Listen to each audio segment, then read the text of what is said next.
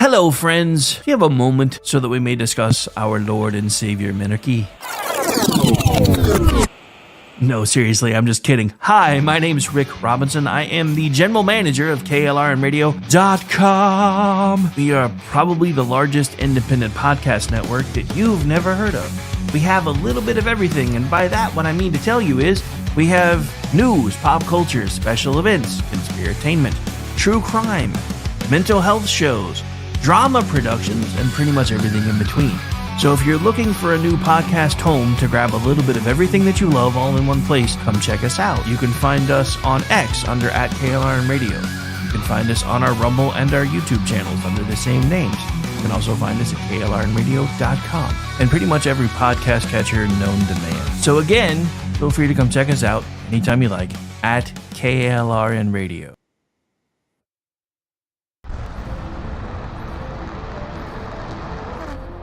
Are you ready to reach for the stars? Tune in to The Lost Wanderer, the #1 monthly podcast on good pods in astronomy. Join our host, Jeff, as he takes you on an interstellar adventure to explore the mysteries of space and the wonders of science. From rocket launches and distant galaxies to the latest discoveries in astronomy, each episode is a thrilling ride through the cosmos. Don't just gaze at the stars. Come explore the universe with us. Follow The Lost Wanderer wherever you get your podcasts, and let's discover the stars together.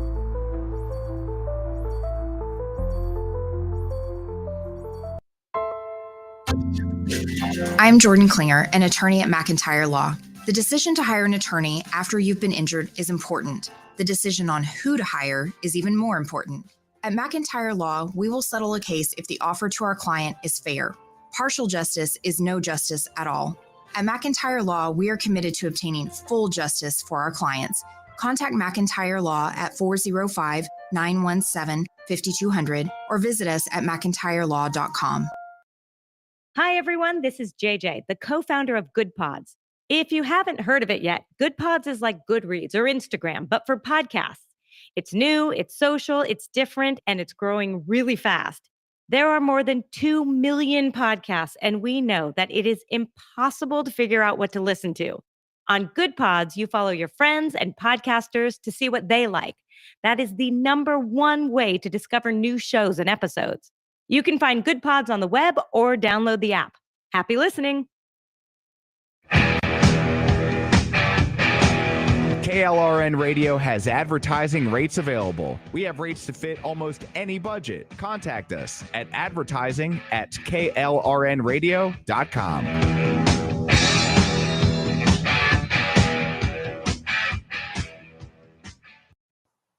The following program contains coarse language and adult themes. Listener discretion is advised.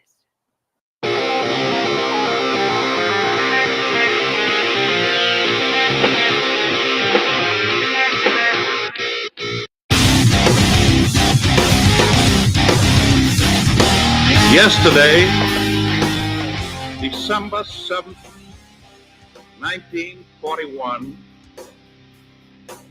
a date which will live in infamy.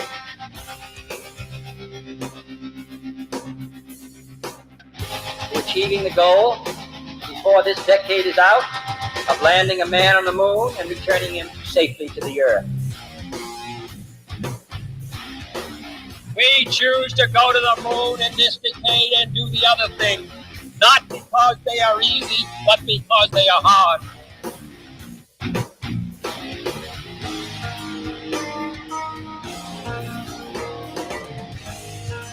Freedom is never more than one generation away from extinction. We didn't pass it on to our children in the bloodstream. The only way they can inherit the freedom we have known is if we fight for it, protect it, defend it, and then hand it to them with the well-taught lessons of how they in their lifetime must do the same.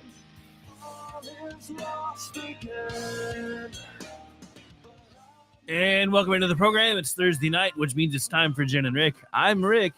She's Jen. And Rex, watch your fucking mouth, bro. Welcome into the program, ladies and gentlemen. Hope your Thursday night's going well. I'm trying to rally. I think I brought home a hitchhiker when I took a friend to the hospital the other day because I haven't felt right for like a day and a half. I'm trying to rally. We'll see. Hey, Jen, how are you? Oh, hang on. My fault. You had some background noise and I forgot I killed there. Now you can talk. My bad. I was like, I'm good, but I'm muted. um, doing really good. Two major American accomplishments this week. We bullied Cracker Barrel into submission and brought the old logo back.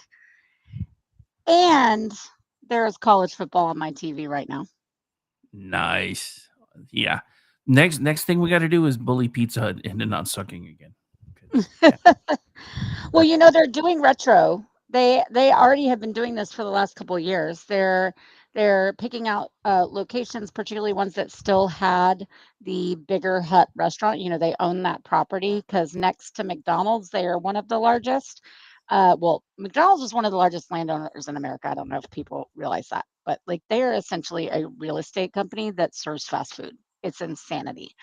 But Pizza Hut, especially in the 80s and 90s, was very close behind them as far as fast food ownership. So they did retain a lot of their brick and mortar of the big huts in a lot of areas. So even though they didn't have the salad bar anymore, you weren't going there for arcade games as often, they still kept the stores to run delivery out of. So over the last couple of years, they've been retrofitting a bunch of them, including bringing back the red cups. The cool little lights over it, the tiled lights and red cups. And I don't know about the salad bar, but there is one not like crazy far from here. So when I do like go to Oklahoma or go to DFW, I keep telling my husband that we are going to make a point. We are going to take it. And they've brought in like Pac-Man, they've brought in they brought in old arcade games and then like a mini skee ball and things like that. So each franchise is doing it a little bit different, but there are I think it's a couple dozen now that are retrofitting and with the hopes to expand to more, which would be amazing. Yeah, so the interesting thing, because one, I'm glad Cracker Barrel came to their senses, because not only did they give up on the logo idea, they've also pulled all their pride bullshit off their website, which was never a good fit for Cracker Barrel. But there's a dirty little secret for all of this, sterilization and all these buildings started to look the same. I mean, because when we were kids, McDonald's had a very distinctive look. Long John Silver's had a very distinctive look. McDonald's had a very distinctive look. Now they all basically look the same. You just hit the nail on the head because McDonald's has basically become a real estate company. So when one of those restaurants fails, usually their franchises, they want the ability to be able to sell off the property to somebody else.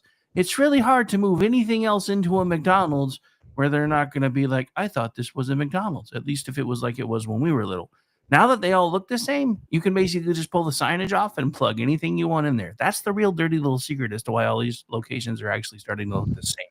That and it makes construction cost much less because they can get all their stuff from the same suppliers. And it's also not always, but it is a pretty decent telltale of if it's a franchisee owner or if it is a directly run and operated McDonald's by the corporation, because there are still a lot of those. Not every single McDonald's has a franchise is part of a franchise. Like there are still the corporate McDonald's that are being run, and those are the ones that they've changed first. Those are the ones they've built new a lot of times. So you don't always get so there's one right by us that still looks like the old school, and the franchisee owner wants it that way. He's had offers from corporate to update some stuff, and so he's taken, of course, to do that inside with the booths and everything, but he hasn't gotten rid of the classic look. They just repair it. They just repair it and keep it the way it is.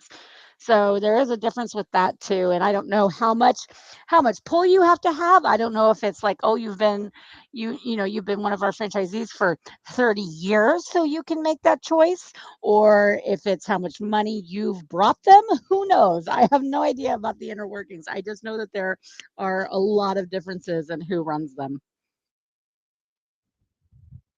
Yeah, I just thought it was funny because everybody's like, it's all about woke. I'm like, no, well, kind of, but not really, because it's really about cost effectiveness when some of these places fail. And on the new, like, the ones that have been here for a while that, may not have gotten the facelifts yet, like the Pizza Hut, not too far from me, still looks like a Pizza Hut. But I've noticed the newer ones they build, you could basically plug anything in there and you wouldn't know. Um, but so especially for like the newer ones that are built, they're all the ones that look like, McDonald's went from being a happy-go-lucky kid to a middle-aged man with a midlife crisis in the last 40 years. And I You've do been think there's some of it that's happened that like people naturally wanted a facelift on things because it was felt dated. And we went through a whole, I mean, all of the 2000s from like mid 2010s to now. Only very recently has everybody like as in a whole on society started to be nostalgic and retro about things like that. Like we spent a good chunk of the 2000s trying to upgrade everything, update, modernize, and whether it was individuals' homes, if it was fashion style, if it was restaurants, if it was stadiums, if it whatever it was, it's just been update, modernize like crazy. And that's affected it too because there were a decent amount of those that would have been fine left alone with just some, a little spit and polish every now and then. But everybody wanted a facelift on this. There was one that got completely redone near here, and everybody's like, it's so sleek. It was a fast food chain, but it was like, it looks so sleek and nice now, and it's got marble countertops. And I'm like, really? Okay. Doesn't Yeah. feel like, you know, like what it's supposed to be. So, Well, I anyways, mean, whatever. I think part of that is we had this grandiose idea of, all the way back in the 2000s, because don't forget we just survived Y2K. Everybody thought the Right. world everybody thought the world was going to end. So we had this grandiose idea of what we thought 2025 was going to look like. So we were like, let's rush into the future, make everything look awesome. And now we're like, Yes. can we please go back to the 80s It and the was 90s? that, and then there's 9/11, and then we start going to, there's just a lot of things that were happening. I mean, boy bands were topping the charts. Like it was a weird time, and we were trying to move through it. Weird time to be alive, man. Boy bands were everywhere. But it was like, it was boy bands, but also the same people going to boy band concerts were going to like, they were going to rock concerts. They were going to see like Oasis and stuff too. Like it was the same people. I mean, I did. I went to country concerts. I went to rock concerts. I went to rap concerts. I went to everything. I was like multi-genre teen. So always is funny. Whereas like before, it's like if you were grunge, you were grunge. If you were a rock, you were rock. Like you might listen to something at home by yourself, but you wouldn't like go out with those people. No, in the 2000s, we were like, fuck it, we like everything. I'm totally a teeny bopper, but I'm gonna go rock out to, freaking, gosh, I can't even think, like Stained and Disturbed when they were on the same tour, Yeah. Well, I mean, again, just that. Oh my God, we're all so happy we're alive. It doesn't matter anymore. Labels don't matter anymore. We're still here. But yeah, I mean, there was a time when if and like you said, if you were a rocker, you were a rocker, and you might go home and you might listen to some Billy Joel, but you damn sure didn't tell your friends you were listening to Billy Joel. Right. And then the world changed. It's different now. Well, anyways, so, but I mean, I am glad Cracker Barrel, they said they were going to listen. They said they were going to wanted to hear feedback, and, they changed it. So we'll see what happens with the rest of all that. I think a lot of people got so caught up on trying to decide if it was woke or not, which I never really could get anybody to explain to me how it was actually woke. But I mean, new, different, changing things for sure. But seems that they decided to be dutiful to Americans and make it right. Now, I don't know what that's going to mean for the interiors if they've already pulled the trigger too far to go back on that. That's a whole rebranding process where they've already done it in so many of the stores, and other ones are lined up to have it happen over the course of the next year. And I don't know if you can pump the brakes on that, how many checks have already been written for all of that, but we'll see, because that's a lot of what people were mad about too. It wasn't just the logo. Yeah, I mean, it wasn't just the logo. It was, sanitizing the entire theme of the restaurant. And then and there were lots of folks that didn't realize how deep involved in the Alphabet Mafia stuff they were until they got pissed off about this and started going to their website. And they're like, what the fuck is this Pride page bullshit? Yeah, And and that is woke. Of course, that stuff is woke. I just meant that, like, just changing the logo, I couldn't quite figure out, like, how it's stupid and shitty, but I don't know that it was woke. But yeah, all that other stuff was woke. By the way, speaking of pride stuff and rainbow, did you see the old people protesting them painting over the rainbow crosswalks? yeah, and I've heard about it. I didn't actually see any of it. I can't believe it's actually rare. Like, it has to be something else because some of those people have walkers. Like, this is not just like would be like the They're oldest of the being paid. what? They're being paid.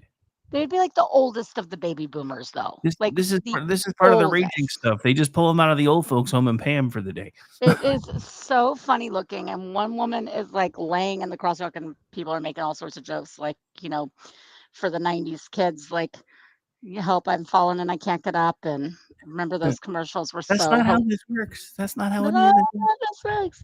Anyways, and then some of them are sitting there. There's this one lady that she has literally has her walker, and she's like using it like to keep time as she's chanting whatever she's chanting. Like, she's like dink, dink, dink, slamming it on the ground. I thought it was hilarious. I was cracking up. I'll have to find that because I haven't seen that one. And I have a hard time believing it's actually real. Al, one addendum to your bacon, egg, and cheese biscuit comment. It has to be the round egg because at least it's not from a carton. I don't like their folded stuff. It all comes from cartons. Ugh. Like milk cartons. The round egg. Yeah, no, the powdered egg. Yeah, no, not a fan. You know what's so weird though? I've always thought that, like, powdered eggs like that was like so kind of fake. Like, obviously it has egg in it, but like it must be really fake. And I know someone now who has been, because they have chickens and they have so many, and especially when they go through periods of time where they just have so many and they can't keep them long enough, to be able to use them all. So she started doing it with her eggs. She started like freeze drying her eggs and making powdered eggs, and she has tested it on like everybody. And now I'm talking about she's just scrambling it in the pan and putting it alongside some bacon, but she has tested her powdered eggs that she reconstitutes with a little bit of water and milk on everyone in her family, and no one has been able to tell which ones are the fresh scrambled eggs and which ones are her powdered scrambled eggs. It is insanity. But that's at home method, of course. But still, I didn't really know that was a thing that you could do. And she's like, "Oh yeah, my grandma used to do it." I'm like, "What?" She's like, "I grew up on powdered eggs." But her husband was like horrified. And then she did like 4 different taste tests with him in different ways that she made them, and he never could. He guessed the powdered egg right one time, and he even admitted that he just guessed. He had no idea. Isn't that nuts? I'm like, all right, okay, so everybody, that's all you preppers, go look if you get a lot of fresh eggs, if you have chickens, like, look into powdering your eggs, because it might be something you want on your shelf when you have to escape the zombie apocalypse, or if we're gonna have nuclear war. So look it up. Yeah, I mean, it's not that I won't eat powdered eggs. I mean, I grew up in a time, because when my parents got divorced was before food stamps really became food stamps. So for a couple of years, we were using commodities. So I was I knew all about powdered milk and powdered eggs and the government cheese that looked like Velveeta but could last for 100 years. Yes, of course. So, It's shelf stable. It's all shelf stable. Don't underestimate the power of a Sizzler coupon. Nice. But anyway, no, it's just funny because and the thing about it is I haven't worked at McDonald's in forever. But last I heard, they were talking about getting to the point where they were actually, even their round eggs that they use for like their McMuffins and stuff, they were gonna have them starting being cooked at a central location and then vacuum frozen. So I'm not even sure those are technically fresh eggs anymore because I haven't followed up with that. But yeah, so who knows? The one thing that I did find out, because I had a friend who was an assistant manager at Chili's, he's like, "Don't ever eat here anymore." I was like, "Why?" He's like, Everything comes in sous vide bags, and they basically just heat it up and serve it to you. I'm like, Yeah, it is a problem with corporate stuff, is a lot of it. It just depends on what it is. Even locally, like owning stuff like it gets difficult. Whenever you watch any of those shows, they're like rescuing restaurants and they're like, oh, you have all this stuff in here, though. Why are you buying this when you could make it? And it's like the reality of the day in, day out, though, particularly if you're in an area that can have varying volumes, is that everybody has those great intentions, but when it comes down to it, sometimes you just can't spend 6 hours babysitting, 20-gallon pots of homemade marinara 3 times a week. Like, you need the stove space, you don't have the storage space, so you gotta get the canned shit. And a lot of people add stuff to it or like use it as a filler. There's stuff like that, but everybody orders from the big food companies. Pretty yeah, much and I mean, everybody. there's nothing really wrong with it, especially once you learn how to, put your own spin on it. Because most everything. Nobody's really got the time to make everything from fresh anymore. I wish we did.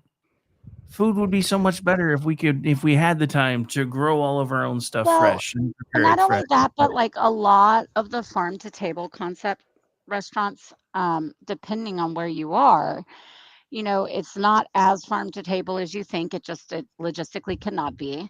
And then secondly, it's it ends up being, it a lot of times ends up being a little bit niche because it's hard to sustain because you have to have your prices higher because you're committing to these products, you're committing to the quality, you're committing to the drivers that are having to come from these farms because you're not just ordering from a Cisco or another major food company like Ben and Keith who just have 18-wheeler after 18-wheeler on the road and they've got locations all over the country that they can deliver from.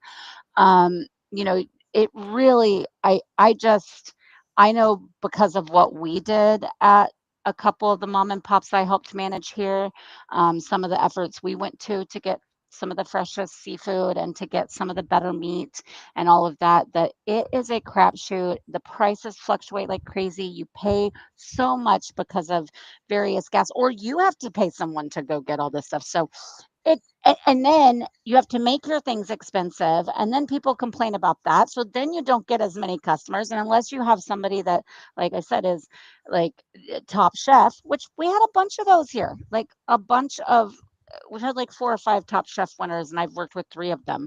But unless you have like a face to bring in all the time, it's not just an all the time sustainable concept for every single restaurant to do. Definitely there are some that do it and they do it really, really well, but it's not the whole thing. It's like get as much of the stuff fresh as you can, and then you just survive the rest when you're in the restaurant industry, which is already uh, one that kills to begin with. Al in the chat. I used to get lasagna from this place in town. An ex-employee once told me that it was just Stouffer's with more cheese added. He was right. I make it at home now. Yep. Yeah, I was fortunate to work alongside quite a few that did a whole lot. But even still, it was like, okay, so after we've cooked certain things, yes, make that stock and then store that in. But guess what? When you run out of stock, guess what you got on hand? Backup canned or backup box stocked. Like you have to, otherwise you have to close your restaurant every time you run out of a few things that take hours and hours to make. And you do Right. that for a main entree, but you don't do that for the additives. If you are like, we make our own ketchup, and you have a really busy lunch and you run out of ketchup, you don't go, oh well, I guess I can't serve ketchup now. We're not going to give them any Heinz with their burgers and fries. Like, no, you have it. You do it. You do what you got to do. You do what you got to do to survive in an industry that is barely survivable as it is. It's not very profitable. Dude, nobody understands the actual profit margins in either the restaurant business or the grocery business, because if they did, they wouldn't bitch all the time. It's insane. The grocery It, business is almost as bad. My ex used to complain about it all the time. She's like, everybody thinks we're trying to gouge them. Shit, half the time we're lucky if we make 5 cents on an item. yeah, yeah, yep. Okay, there was something else I was gonna put into here, but I can't remember. Never mind. Oh, did you see the Taylor Lorenz piece, or what it talked about the dark money group that was hired for, or a dark money group that was behind a bunch of supposedly of Democratic, content, social media content creators and influencers. I've heard some rumblings about it, but I have not yet actually found the source material. But it sounds like you know about it, so let's talk. Okay, so let's just say here's what Taylor kind of presented, right? Is that so it's this group called the 1630 Fund. They founded this uh I think it called a chorus, something or other. I can't remember. I had it written down and I can't find it. But anyways, it was saying, and she claimed that they were paying, it's this dark money, shady thing, and they're paying these influencers, 90 influencers, up to $8,000 a week, to basically be Democratic Party shills. Some big names on there, that Olivia Juliana, Aaron Parnas, that mom that does the gentle parenting content. She's like, "Oh, catch a bubble. Ooh, ooh. Oh, so we're not going to use those words right now." Anyway, she's so fucking obnoxious. I want to punch her face. But we don't do that. We don't hurt people.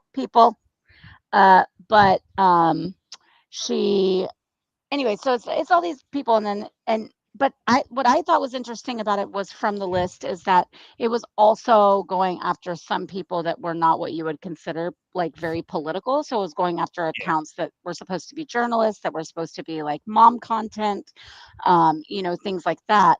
And some of these names on the list, they were not just that. They were, they were just that. They were not just political people already. You expect JoJo from Jers and Brooklyn Dad and all of them, right? Because they've been political for years and years now. But all the way, also, by the way, they were getting paid. And there's this whole thing of people being like, Democrats don't do that. That's what conservatives do. And I'm going, wait, I'm sorry. Are we? Am I high? Like, what are you talking about?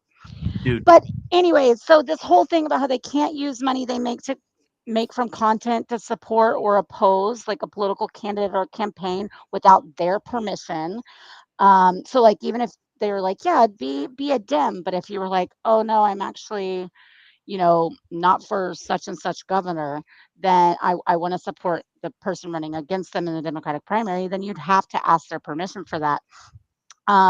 It was also kind of this weird thing that because it's really murky about what to do for social media political content these days, and there's not any directive uh, that's very clear from the FCC or the FTC.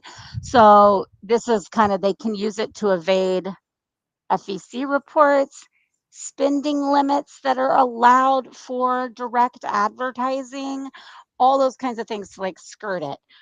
But um, it it turns out that I know you're going to be really, really, really, really shocked by this. Very, very shocked. Everybody listening is going to be stunned. everybody got their shocked faces ready. Okay. Taylor Lorenz might be a big fucking liar. Oh, She might not be very good at her job. I don't know. We've been saying this for a very long time. And she may be flat out wrong, or at the very worst, which unfortunately with her seems the most likely, she's just a fucking liar. And this went in Wired. And I do agree with some of these people that were defending the influencers because it's very obvious that there are a bunch of these people that are getting paid for political content. But someone defending the influencers was like, I don't even know why anybody would trust Taylor Lorenz anymore to write anything.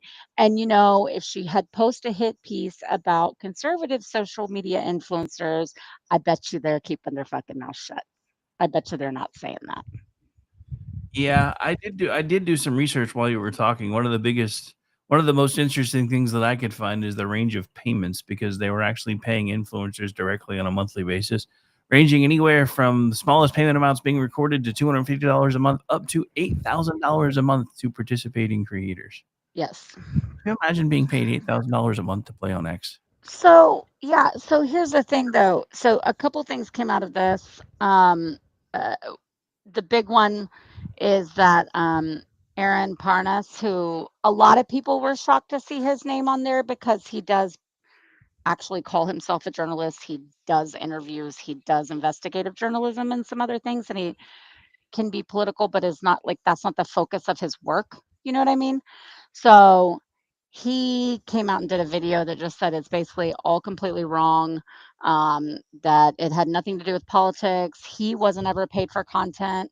They didn't tell him what to post. He didn't have to get their permission to post since, again, they weren't paying him, that this was a part of a public, he called it a cohort that was created by a few bigger influencers and journalists and stuff to help mentor smaller creators so they could grow their accounts and their content. So maybe those smaller people paid for it. Who knows? But he's saying that he was never anything post to post. And there's some other people named that have said the same thing. So, and Taylor even responded to one of them, I think, and was like, "No, I know you didn't get paid to say things." And it's like, well, that's what your article said. Like, it was a little bit all over the map. So I don't know what to think here. Do they pay people? Do we know that the Democrats have been doing this for quite a long time, especially for Gen Z? Hello, Harry Sisson. Like, yes, they are doing this. Is it this one particular group that's doing it? I don't know. Are they making $8,000? I don't know. So, but I do. I mean, yeah, Taylor Lorenz. I don't know why she ever would be employed ever again. Her credibility is so shot. But in this case, while a lot of us would love for all of this to be true, I don't think we can hang our hats on it because Taylor is such a wrecking ball. Hey, that's Miley Cyrus. Yes, But I guess. but But no, yeah. but yeah, I call Ho Ho from Hooterville the part of the DNC debit card crowd because her receipts have been posted. She makes like $850 a month directly from the DNC. So Yeah, and I mean, again, like we know that that's happening. It's just the way she's reporting it from this dark liberal money group, dark money liberal group funding all these people. Like, I don't think it's like what she found is exactly that. But I always think it's funny that it also brings us like, well, whether it's true or not, the real thing is that right wingers have been doing it forever, and so it's about time we do. And I always think it's so funny when they're like, well, we're only doing it because they did it first, and all the while they consistently tell us that we are uneducated. We're the fuddy-duddy old white man party that can't figure out how to do things technically or otherwise, can't run good campaigns. We suck at everything. It's all these old white men that don't even know how to use their phones, stupid boomers. And then on the same time that they have been just very expertly and slyly building this underground, social media concentration that has completely helped with us to win elections, and it's super shady. I'm like, okay, everybody does it. Anybody that wants to run some kind of campaign these days, political and even otherwise. Um, yes, we know that there are a shit ton of paid people on social media for any kind of cause or corporation or whatever you want to find. yeah, Amish from now on that has to be done with the Shatner pauses. Set faces to stun. Oh, yeah.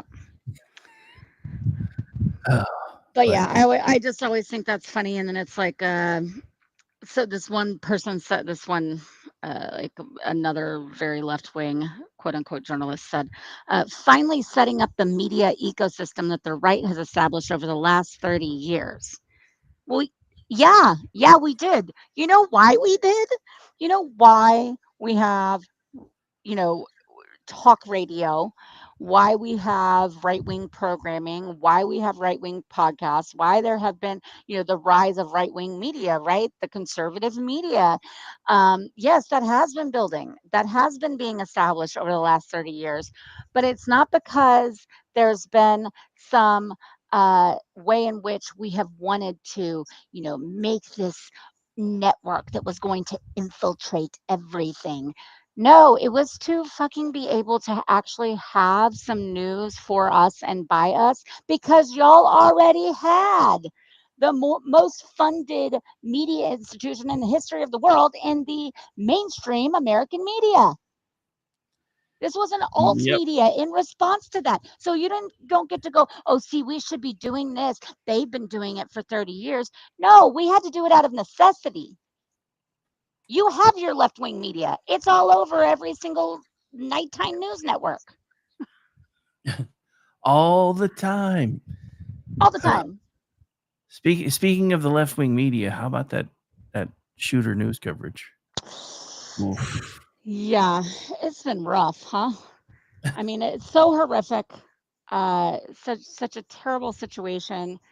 I'm still not like I still haven't said much about it in general, particularly like on Twitter, because I just like with all of these, there's always such for days, there's just little dribbles of information coming in, and then about half of those prove to be wrong or from something else or misinterpreted or whatever. So I've just kind of been biding my time. However, I think I'm very comfortable talking about the wish casting from the media in what Oh yeah, they I mean want this to that's be. the worst part of it because they're just salivating that this will finally be the time that they can get everybody on board with banning assault weapons. And of course, Trey Gowdy takes to Fox News and quickly obliges them.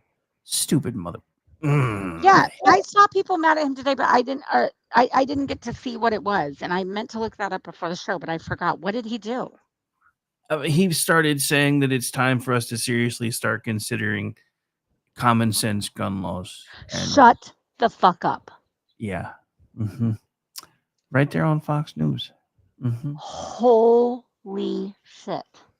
Yeah, but the scariest thing about Fox News is if you watch some of that coverage, at times it seems like their news director was taking cues directly from what I call PMS now.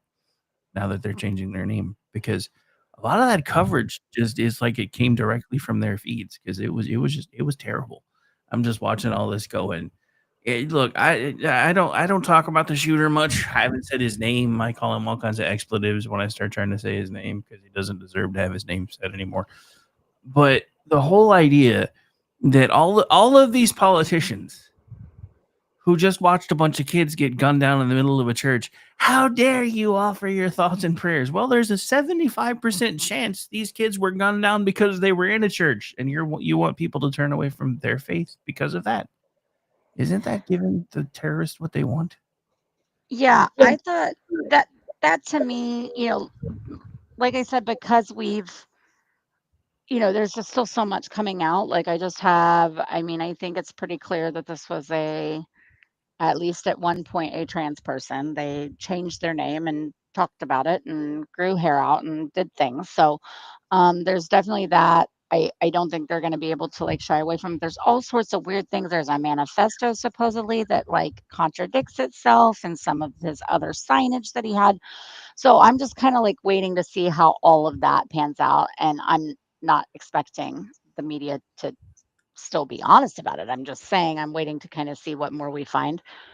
But the coverage and the immediate, the quickness that the so many prominent leftists, whether they be truly Democrats and even officials, that jumped onto the "we don't need your thoughts and prayers, fuck your thoughts and prayers" bandwagon was so sickeningly fast and just absolutely horrific, particularly when you're talking about a church shooting.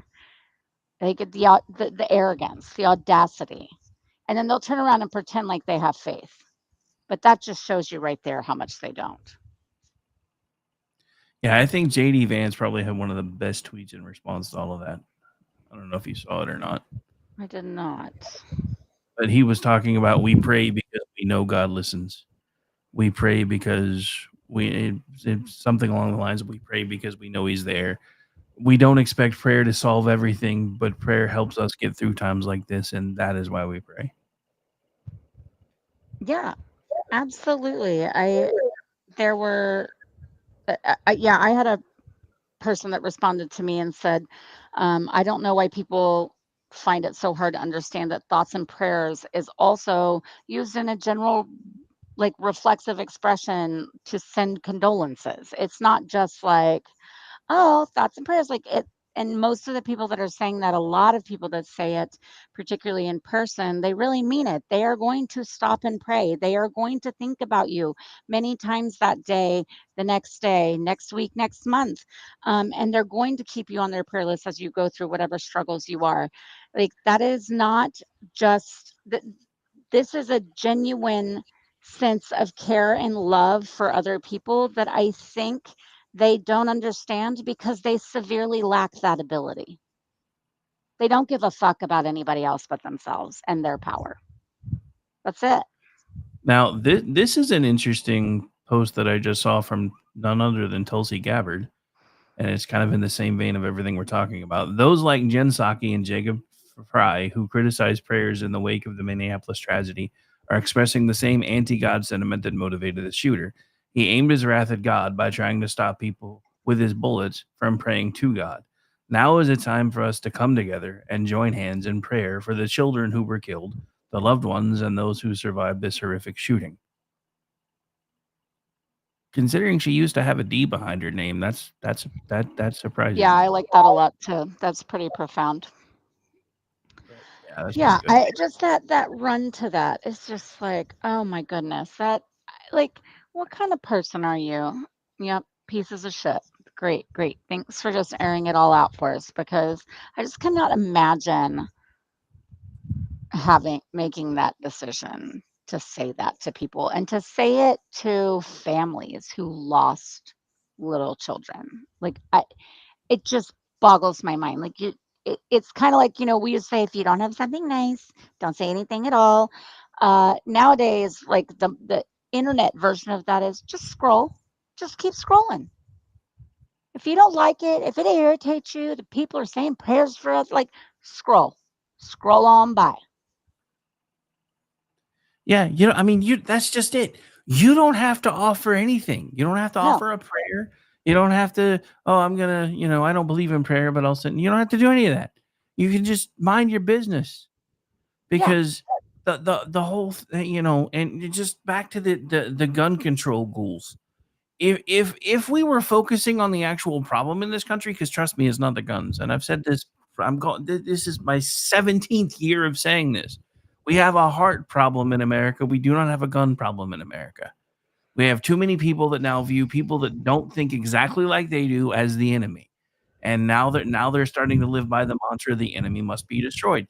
This person, most assuredly, from the little bit I could see from their YouTube stuff until I got pulled down, had a severe mental health problem. That is something else that needs to be addressed in this country. We need to start figuring out why we have so many people that not only do they want to hurt themselves, but they want to hurt as many people as they can before they hurt themselves. That is the recurring theme. It doesn't matter whether it's, well, white men do 99% of the mass shootings. Well, obviously those white men have a problem. Maybe we should start trying to figure out what that is instead of blaming white men, absolutely. because it's just astounding to me. Well, We I used to think, we go ahead. used to be able to find points we could agree on and figure out how to attack them. They don't want to do that. They just want to keep assigning blame. Like the second it came out, the dude was trans because there's court records of mom changing the name with the explanation as to why mom changed the name in the court records.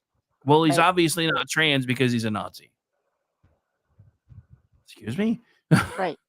What does one have to do with the other? Well, yeah. Well, remember, these are the same people that don't think you can be a gay Republican. Yeah, well, I know a few So that would like prove I know, otherwise. I know a lot that would absolutely disagree. But you know what? I think there's another more sinister thing underlying all of this is that your average bleeding heart, they take their cue from the top, and those talking points go out, and man, people just love them, don't they? They just hang on to them with all their might and tweet the same way that every other Democrat did. So they really love to be repetitive and just drive it home by all copying each other's same phrases over and over. But I think people that started this a long time ago, they figured out, the best way to capitalize on any of these tragedies is to then go for the jugular, go for the guns, not only go for the guns and be like, see, how could you not want to take away the guns if it means that one more baby didn't die? It's not just that, it's also on the mental health side because how often do they push that all these people are mentally ill, mentally ill, mentally ill? And yes, that is true because I don't think you murder someone and you definitely don't murder little children without having something very fucked up in your brain. So, yes, but they also then spin that into talking about healthcare, about free healthcare, about moving along that agenda. So everything stays intertwined in this constant any way we can etch and move to then try to fearmonger our way into more government control, which means power for them in their respective states and offices. And that's really what it's about right there. That's the truth of it. This is just a way for them to try to grab more power because you've heard it from everybody. When the story broke from I think it was the teenage girl in I think it was Scotland who was defending her sister and got Hmm. arrested, and you heard everybody from across the pond. This kind of stuff couldn't happen in America because they've got more guns than they've got people. I mean, it does still kind of happen here, but the whole world knows we have more guns than we have people. Now, that was the reason why the Emperor of Japan never wanted to invade the Japanese mainland. He was quoted as to saying, "We can't invade their mainland. There's a gun behind every blade of grass." So, but the thing about it is, the more well armed you are, whether they want to admit it or not, the more afraid your government is of you, which was the exact reason we have a Second Amendment in the first place. Right. Everyone seems to forget that our founding fathers expected this grand experiment to last about 50 years if we were lucky, and they expected us to have another revolution, which is why they wanted us to be able to be armed to be able to do so. Yeah, no, this wasn't about the right, when everybody tries to say, well, all they had was muskets and it was the right to bear arms in a militia and yada yada. Whenever we go through all those arguments, um, it's like, no, you really think that they were like, hey, you can just only, you are in the new world. There is a lot of uninhabited territory. There are opposing country forces in on your land. There are hostile natives on your land, but sure. We don't really have running water. We don't have an automobile. We don't even have a telephone yet, but they definitely were like, hey, it'd be good is if only certain people had guns and none of y'all did. And I mean, fuck it, fend for yourself out there in the wilderness. No, absolutely not. It's crazy, ain't it? I mean, it's just silly. They're like, yeah, no, they only meant for like the militia to have guns. And it's like, do you know what conditions they lived in that the majority of the country lived in? They weren't all living in Boston. They weren't all living in Philadelphia. They were spread out all over what is still a small portion of our country, but all over it with the ever continuing hopes of moving west. So these are not situations in which an average person in that day and age would be like, you know what? Nobody really needs guns except for the police and the army. It's just not even remotely close to something they would ever think, even without the revolutionary aspect. Well, and it's nuts because the thing about it is, and part of this that I love, especially with the "I'm highly educated" crowd, when they start defining to me what well regulated means. Like, do you know what it meant in 1776? Because it didn't mean then what it means now, dumbass. It meant in proper working order. That's all it meant. And Right. here's the thing they don't talk about from a historical perspective. In that time frame, if you were of a certain age, a man and or even a boy by today's standards because they were like 14, 15, 16 years old.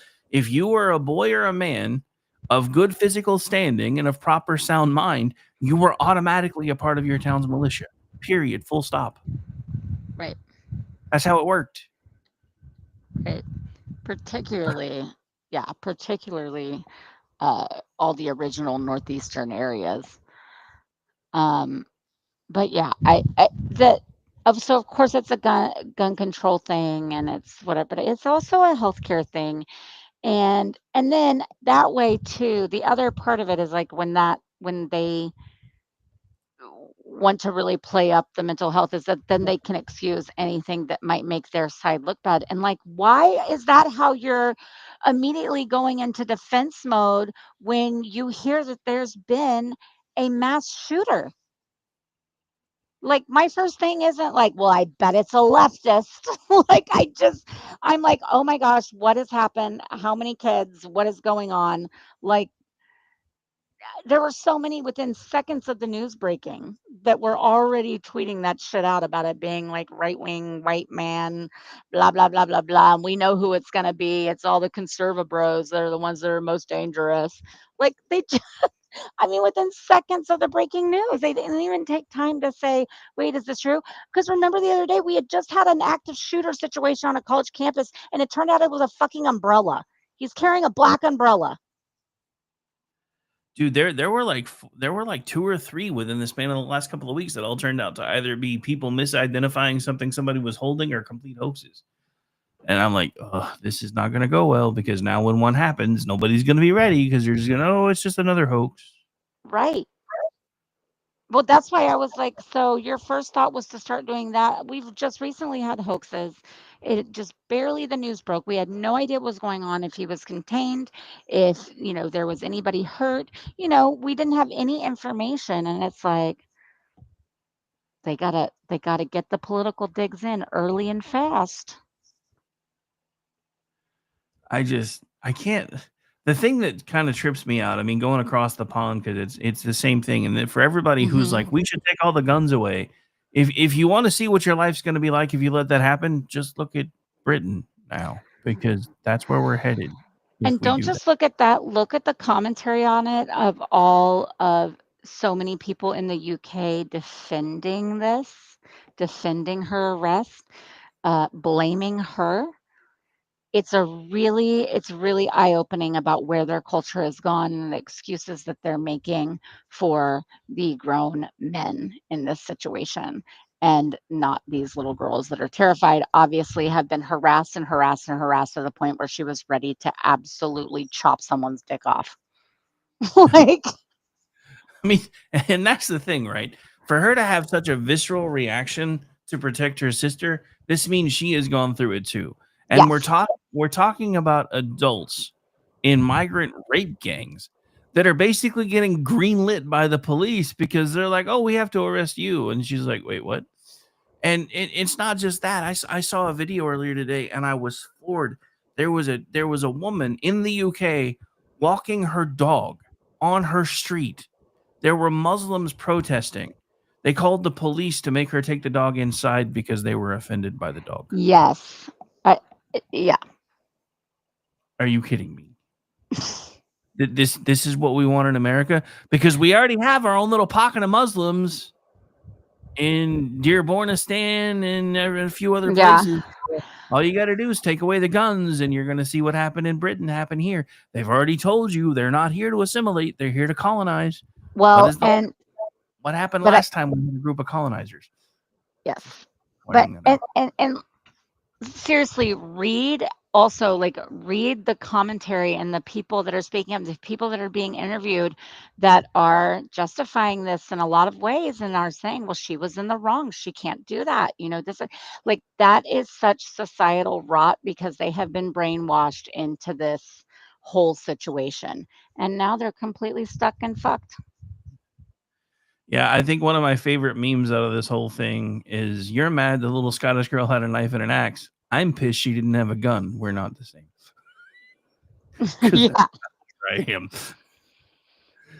Oh, yeah. Oh, somebody must have heard me, because when Amish and I were talking about this last night, I said it reminded me of Braveheart. Somebody actually put out a meme with her having like the Braveheart face paint thing. That's kind of cool. Yeah. I just it's stunning to me the amount of grown men that were condemning her for her actions. I mean, it's just it's just they've lost the plot. They've just lost the plot, and they don't even know it. It's like a frog in a pot.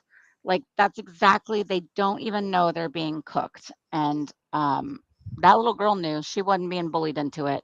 She wasn't having it pulled over her eyes. But far too many people, particularly those that are supposed to protect children like her, have completely failed. Jason, I think you're correct. I'd have to fact check that real quick. I'll see if I can get an answer real quick, but I think they actually did. I don't know if it was coined a Death to America rally, but I know they had an entire rally in an Islamic language, and it kind of got coined as one because they were, chanting that America sucked. Right. Fun times. But yeah, that's kind of my thing anymore. If you're caught in public yelling about how much America sucks, or if you're actively just saying that people need reparations, you should start being offered free plane tickets to go back to wherever your ancestors came from. Because if you think the country sucks, I really don't want you here anymore. Well, we're very spoiled because, see, there's a lot of places that they even idolize where you can't be as critical of their governments as we can. You can't say these things, you can't say certain words, and you can't say them to certain people because there's such thing as hate speech. Which I know they continue to try, some of the more liberal enclaves try to try here every now and then by charging someone for calling someone the N-word or whatever, but they never hold up. It's unconstitutional. I know. Again, and it's already even been ruled on in their state. Like, it's not going to hold up. It's completely performative. Completely performative. But that's, they're inch by inch by inch. Make it more like Europe. They've always idolized European state, the European state in general, just how they are, because it's much more what along the lines of what progressives want. But I don't know. Yeah. So speaking of, make America more like Europe, I fell down an interesting rabbit hole again with the Civil War, and I found some connections that I hadn't noticed before. Like, some of the people that were advising certain folks were actually from across the pond, and they were trying to divide the country so they could take it back. Oh yeah, no, they were infiltrating all the way. I'm still researching it all though, because I'm hoping I might be able to turn it into a juxtaposition episode. Then probably after Chuckstober, because after the next couple episodes, we're going to be locked in for like a month. So anyway, believe it or not, my dear, we are just about out of time, and BZ is coming up in just a couple minutes. So where can folks find you? You find me on Twitter at J Homestead. I'm that on all the platforms, but I mostly use X. And then check out Misfits Politics. Tomorrow night will be Misfit Mischief, and that's always good times. So yeah, make tomorrow night a 2-box night. Now that Misfits Mischief is getting back underway, don't forget around the same time, Aggie and I will be live tomorrow night at 8:30 p.m. Eastern for He Said She Said. Tomorrow morning, I keep saying afternoon because for a while it was. Tomorrow morning, I'll be back for the Friday edition of the Rick Robinson Show. That is the 3-hour edition starting at 10 a.m. Eastern. And also the final hour of the show, the extended edition, is the Weekend News Roundup, where I'm joined by folks like Brad Slager from Town Hall and any other news types that want to come hang out for the hour and discuss their favorite stories, big stories that they know of that are coming out, etc. So make sure you guys are joining us there. Saturday, and I'll be back pushing buttons for the Front Porch Forensics crew. Corin and I should be live on Sunday night again. Wait a minute, what just happened? That's what I was like, why do I have music in my ear? But it's because BZ is starting. Corin and I should be back on Sunday night, 7 p.m. Eastern, and then Monday night. There may or may not be a rails because I had to do a bonus one this week anyway. But it depends on how I feel and whether Sean's got air conditioning again, because he's been off this week because of technical issues with the homestead, and I usually just try to be his opening act anyway. So that's it, folks. We're going to get out of here. Hang out in just a minute. We'll be switching over to the SHR Media crew for BZ's Berserk Bobcat Saloon, live right here on KLR Radio. For those of you hanging out and wanted to hang out live, if you want to chat, make sure you go over to their YouTube channel, but click on our stuff first so we get the hit count first, if you would be so kind. I'm just going to go ahead and switch over to that one live now because he's already getting started and I don't want to miss anything. So we'll see you guys next week, and I'll be back tomorrow. Bye.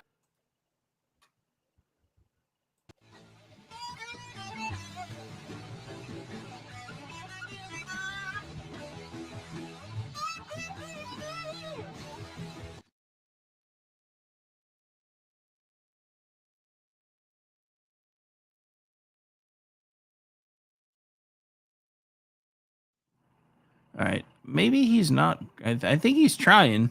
I'm going to run an ad real quick, see if I can get that fixed. We'll be right back. Hello, friends. Do you have a moment so that we may discuss our Lord and Savior Minarchy? No, seriously, I'm just kidding. Hi, my name's Rick Robinson. I am the general manager of KLRNradio.com. We are probably the largest independent podcast network that you've never heard of. We have a little bit of everything, and by that, what I mean to tell you is we have news, pop culture, special events, conspiratainment, true crime, mental health shows, drama productions, and pretty much everything in between. So if you're looking for a new podcast home to grab a little bit of everything that you love all in one place, come check us out. You can find us on X under @KLRNradio. You can find us on our Rumble and our YouTube channels under the same names. You can also find us at KLRNradio.com and pretty much every podcast catcher known to man. So again, feel free to come check us out anytime you like at KLRNradio.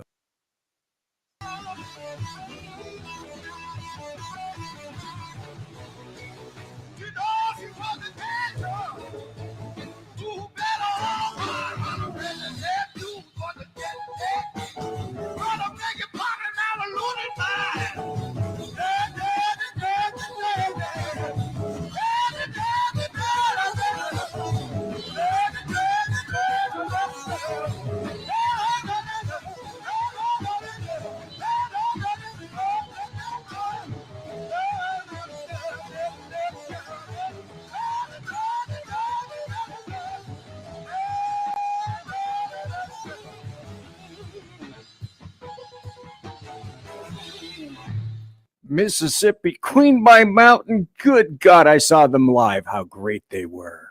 You're listening to Late Night Radio on the SHR Media Network. Caution, there will be mature themes explored and potentially adult language used. If conservatarian words, phrases, certain concepts, or rhetoric offends you, tune out now. I have come here to chew bubblegum and kick ass. And I'm all out of bubblegum. Freedom is never more than one generation away from extinction. We didn't pass it on to our children in the bloodstream. The only way they can inherit the freedom we have known is if we fight for it, protect it, defend it, and then hand it to them with the well-taught lessons of how they in their lifetime must do the same. And if you and I don't do this, then you and I may well spend our sunset years telling our children and our children's children what it once was like in America when men were free.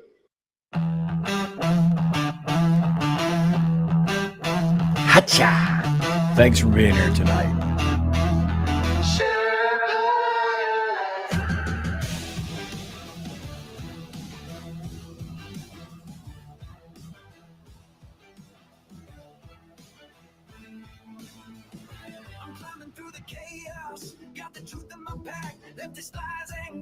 I'm pushing them back from the saloon to the airwaves. I'm spitting it raw. Constitution's my compass, liberty's law. Big guns creeping, shadows on the land.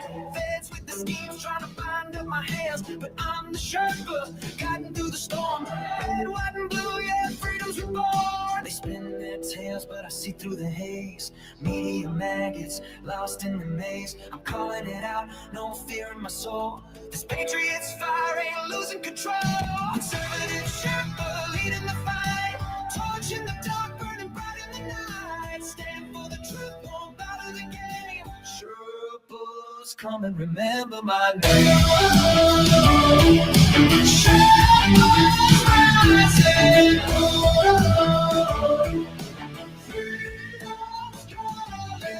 Let this judge is twisting, trying to steal our rights, but I'm locked and loaded, got them in my sights. From J6 to the border, they're selling us out. I'm screaming from the mountain, hear my rebel shout. They mock the flag, but I'm holding it high.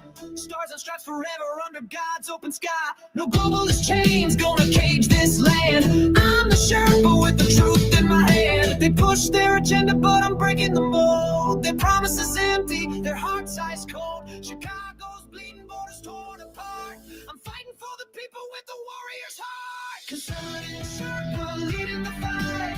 Torch in the dark, burning bright in the night. Stand for the truth, won't bow to the game. Sherpas, come and remember my name. Sherpas rising.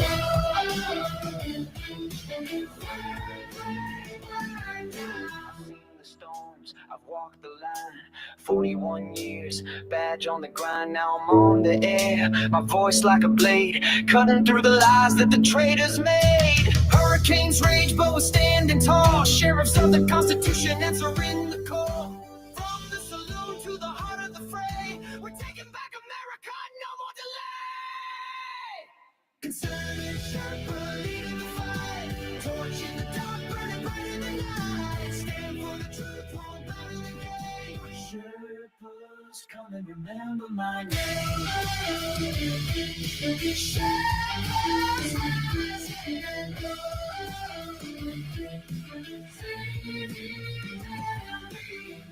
static, hear my voice resound. Conservative Sherpa, freedom's battleground. Berserk Bobcat rolls will never kneel. For God and country, this fight is real. Ladies and gentlemen, boys and girls, women, children, and weird units of all ages. My gosh, it's the Saloon, and I'm BZ, and it's my second and final show for the week. And tonight, my guest will be Earl Jackson. He actually is a working man, and he can't be here tonight immediately. I think, let's see, we had 600 subscribers. We got more than that. I think we're up to, we were yesterday, well, on Tuesday night, we were up to 605 subscriptions. And let me look at comments here. I think Phantom said we are up to 607. I should have looked. Before the show. Customarily, I do. So I think, if I'm not mistaken, it was 607, but obviously I could be very, very wrong. Oh, what is this? Someone is coming through green. I don't know what the hell that means. That is weird. Now, Kiwi Lass is here. Wow. SC Kiwi. Now, to be honest, I have to admit, I have no idea what the hell is going on. Super chat. Huh. Okay. Not familiar with the super chat, but Phantom says, yes, it is 607 subbies right now, subscriptions. And so let's go back to front to back, and in the middle. Tonight in chat, we have Rick Robinson. She sent a tip.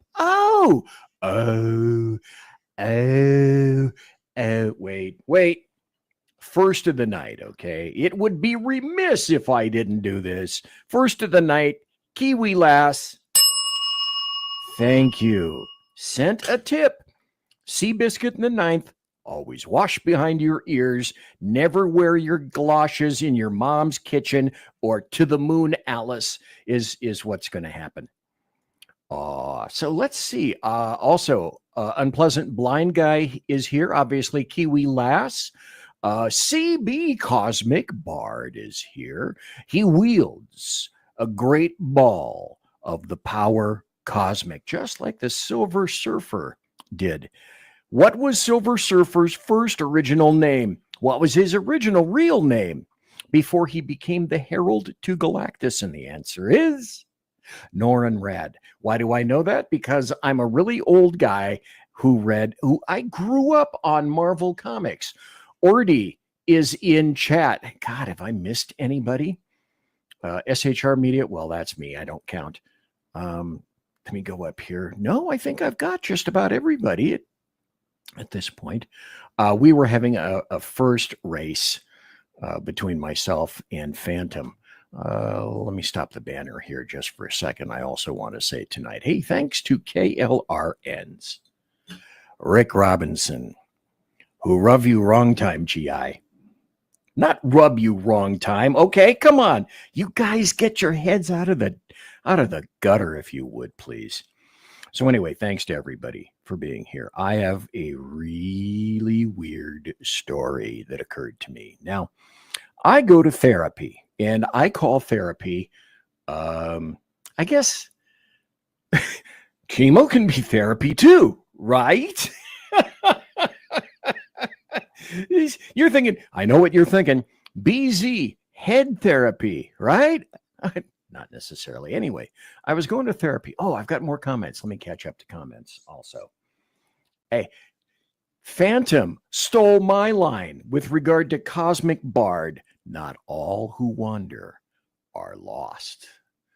And he confirms, see, Cosmic Bard confirms Norin Rad, the one, the only Silver Surfer. I'm curious, though, Cosmic Bard, first, did you see the new Silver Surfer? And then if you did, what did you think about it? Licky Labinson, love you, long time busy, GI. I was, the sets were interesting. I wasn't having a good time with Ben Grimm being completely CG, but I have to say, quite frankly, I love the hell out of Galactus. I can only hope that we see him back. If I'd known that I was going to mention Galactus, I would have worn one of my 2 Galactus t-shirts tonight. Now, if you saw the intro, that was Mississippi Queen by Mountain. Saw them live twice before Felix Pappalardi was shot and killed dead in New York by his girlfriend, Gail Collins, who did all the embroidery on his pants and also did all the artwork for the Mountain albums. So for whatever reason, if you're a bass player for Mountain by the name of Felix Pappalardi, don't date the crazy white insane chick named Gail Collins, even though she's doing your artwork and probably a few other things under the table. Wink, wink, nudge, nudge, if you get my drift. Normally, I'd be all the way up to this essential. Oh, by the way, I have to say this. There's our plush, sumptuous, and palatial chat room. And you need to be there right now. And how do you get into our plush, sumptuous, palatial, and resplendent chat room? That's by way of going to the SHR Media YouTube channel. And that's where we have 607 subscribers right now. I had a plan. See, usually this is weird. Okay, I'll admit it. I can do that now.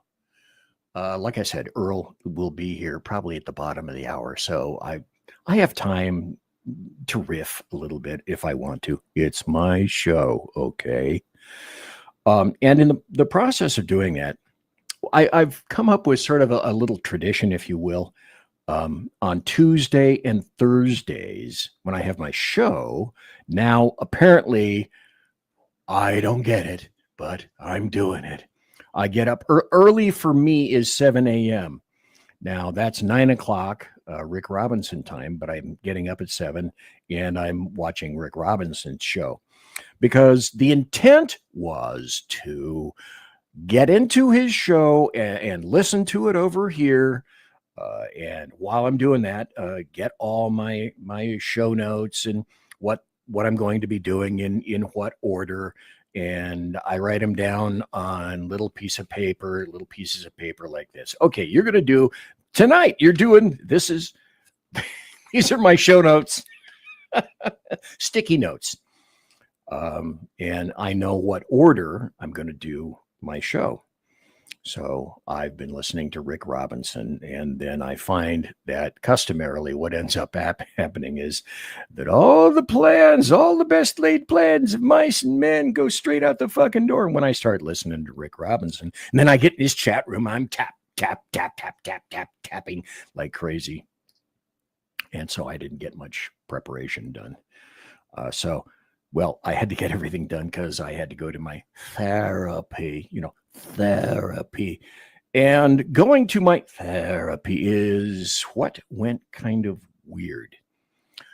And this is it. I made my first call today to ICE.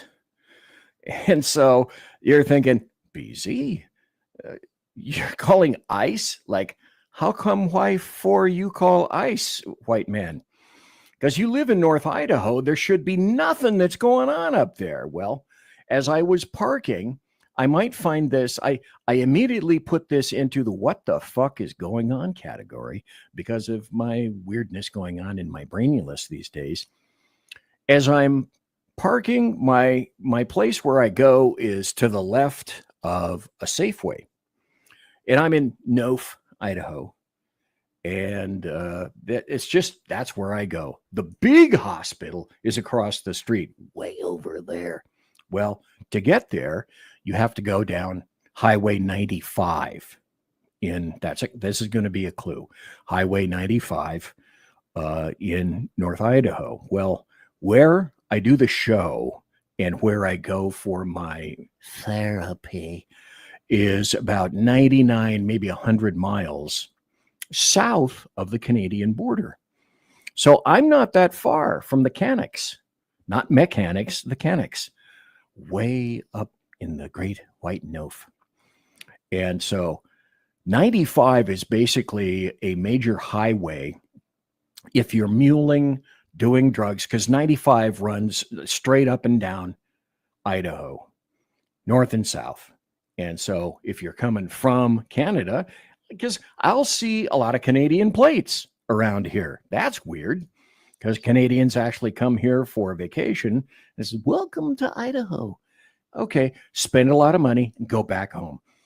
But it's also, we're discovering, because the border is so damn secure on the south, how they get from the south up all the way to the north, I'm not sure.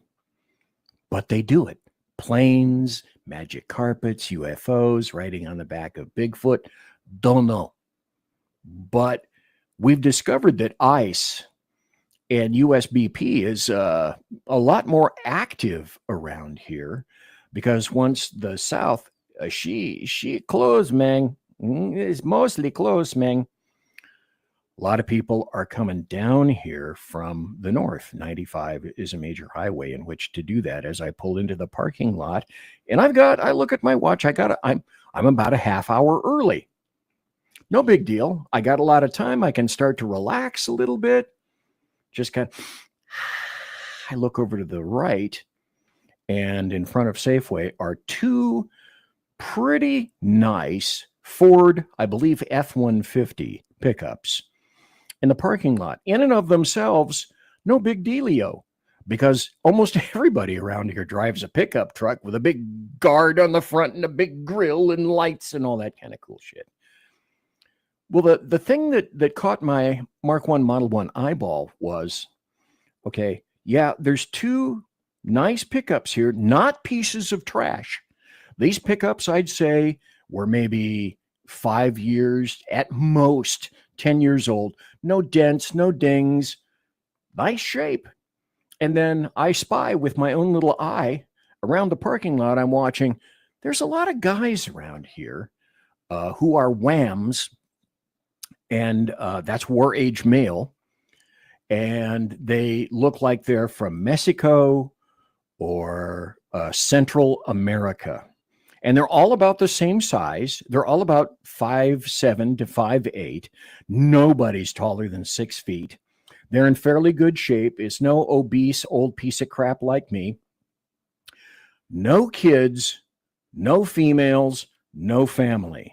And they're wandering around here. And then, of course, even though I'm colorblind, I know I look at the pickups, and in the back of the pickups are these huge ass duffel bags. So they look like they're constructed of ripstop nylon or basically some kind of a nylon, like a duffel bag. Okay. Even though I'm colorblind, I know my colors because I know when to stop at an intersection. These are big red duffel bags, maybe 3.5, 4 feet long by about 2.5 feet or so. And there's in each truck bed, there are probably the trucks, the beds are packed with these stuffed to the brim duffel bags. All of them are red. All of them are the same. All of them are packed. Now, in the backs of the trucks, there's no camper shell, no pipe rack, just an open bed. packed with these just plump, fully packed duffel bags. So as I'm passing by, I also happen to, I'm thinking, okay, wait, don't be so stupid. Let's not go off just yet. Let's look for t-shirts because maybe this is a group of individuals flying down 95 and they decided to stop in the Safeway parking lot. Well, that part is true. All 10 of those guys are walking around. Some of them are near the duffel bags, but some of them are coming back from the Safeway. And they got food and drinks and water. And another one behind me is coming from the Starbucks behind me. So it looks like, okay, this is a pit stop. So for whom is this pit stop?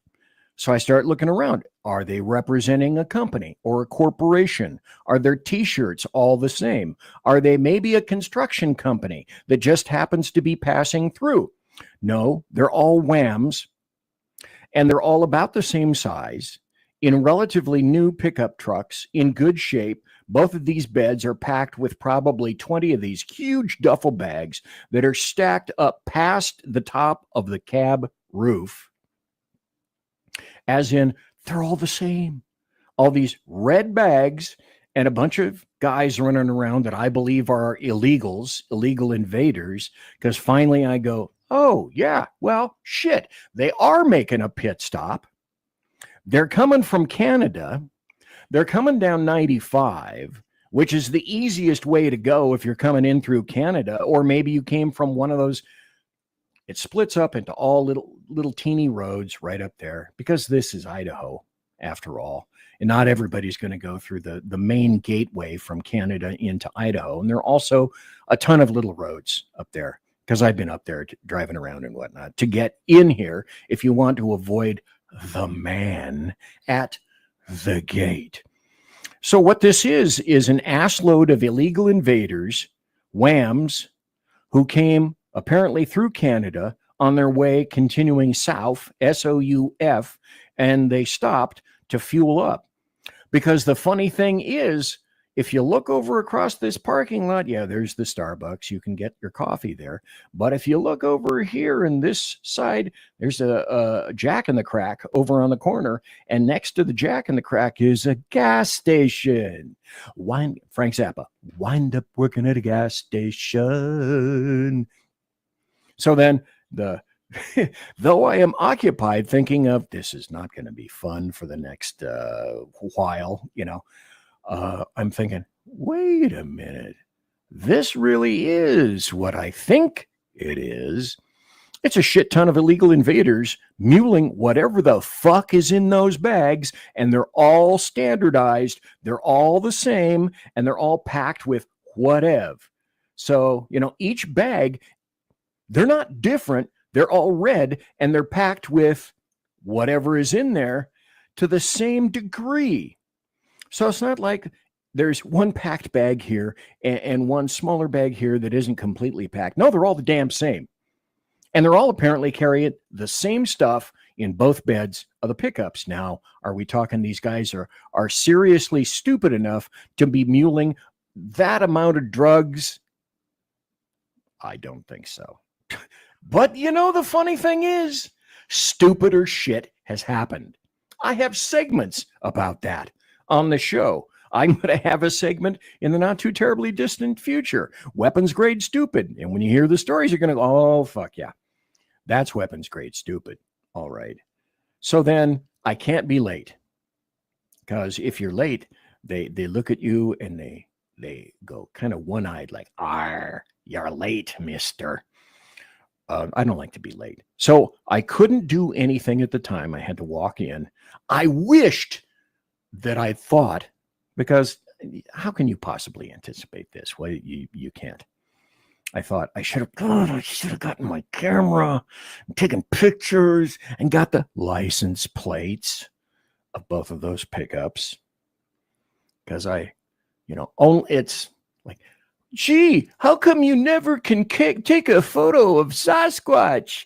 Well, unless you're looking for Sasquatch in the out of doors, you're not walking around with a camera or a phone glued to your eye. I'm looking for Sasquatch. Yeah, mostly people aren't. Or UFOs.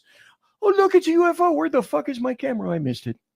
It's the same thing with Sasquatch, and it's the same thing with the illegal invader Mexicans that I saw in the nice pickup trucks packed with huge duffel bags full of, how do I know? So I go in, I spend my hours in there, have a jovial time of it all, come back, they're gone, obviously. And so I thought, okay, do I do this? Because I remember this also. Oddly enough, this is really weird. From this overlay right here, because I put it up a couple of times, I remembered the phone number. I remembered it was, I wasn't sure of the area code, but I remembered DHS to ICE. So at the end of that, I went, I get out. I'm not feeling 100%. What the fuck? And then I left the massage with the Swedish Prime Minister, and then I also sent a text tip into them as well. But being that this is Thursday, it's August the 28th, the year of our Lord 2025. And, you know, why not save the best part of the week for just before you do the show so that you're in the fittest top condition? And then I thought, before I get into the show, do you love this or do you hate this? Now, I got this tie at Kohl's, Kohls. I don't remember what I was looking for. This is like last year.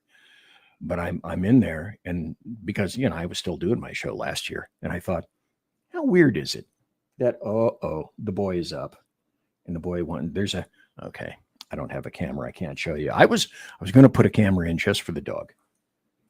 Well, there's a dog, and when I'm in here, customarily, the dog, who's probably 2 months or so from passing away, he's in terrible shape. He's even worse. Well, anyway, I won't go there. So he sleeps under here. And now, is he near the door? Yes, he's near the door. Okay. Let me see if I can do this. How about this, folks? Listen to this until I get back. I gotta let the dog out, or you know what happens.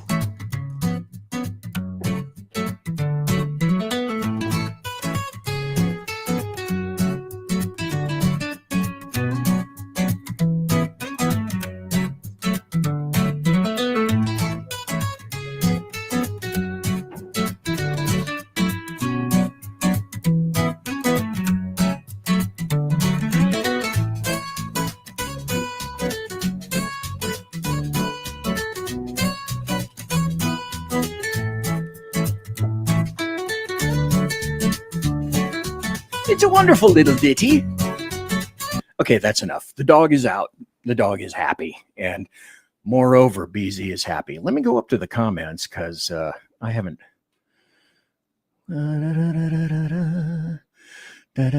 Pain and torture for therapy.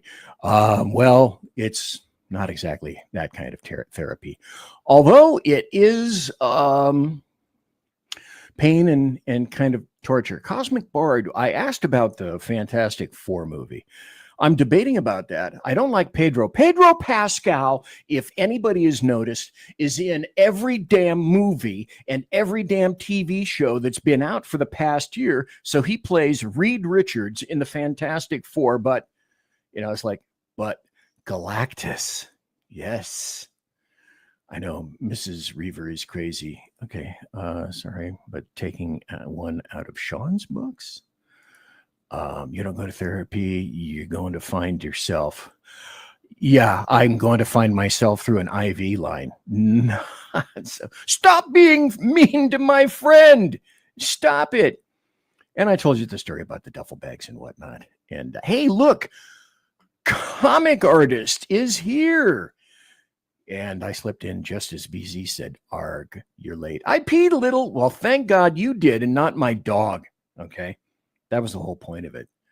And of course, let the dogs out. Well, soon I'm going to be letting the dogs out, because it's just about the bottom of the hour. But when I was going to my therapy, I did not expect any of that. And it proves to me, folks, just when you think that whatever it is that you describe as a little bit of heaven, there's going to be somebody somewhere who's going to be insisting that they shit in your mess kit. So in this instance, it's a whole bunch of people shitting in their mess kit. And I'm sure that all they did is get back in their pickup trucks, stuff themselves into their little double cabs, and continue south because that's where they're going. They're not going to stay around here. They kind of stand out like the Mark I Model 1 sore thumb. Conservative media done right. You're listening to the SHR Media Network. Mission log entry. I mean, let's face it, who's even counting anymore? The Lost Wanderer is officially off course, chasing rogue rocket launches, fringe science, and things that probably violate causality. If it burns fuel, bends time, or makes scientists very uncomfortable, yeah, I'm probably going to talk about it. Every other Sunday on KLRN Radio, The Lost Wanderer, because space doesn't come with a roadmap, and honestly, I wouldn't follow if it did. Hello, I'm Matt, a student at Hillsdale College. Here's Hillsdale President Larry Arnn on the continuing relevance of the Constitution. Many argue today that the Constitution is outdated because it addresses problems peculiar to the 18th century. Some parts of the Constitution do read rather quaintly. Consider the injunction against titles of nobility in Article 1, Section 9 of the Constitution. But is that so outdated? The purpose of the injunction is to prevent the government granting special privileges to some for partisan reasons. This strikes at the heart of the rule of law. The crony capitalism so common today is a place where the government bestows favors and tax dollars on some businesses to give them a leg up over others. This is exactly the kind of thing the Constitution was meant to prohibit. The Constitution is not so outdated after all. This Constitution Minute was brought to you by Hillsdale College. To join the national conversation on the Constitution, go to constitutionminute.com. Hey fellas, are you mission ready?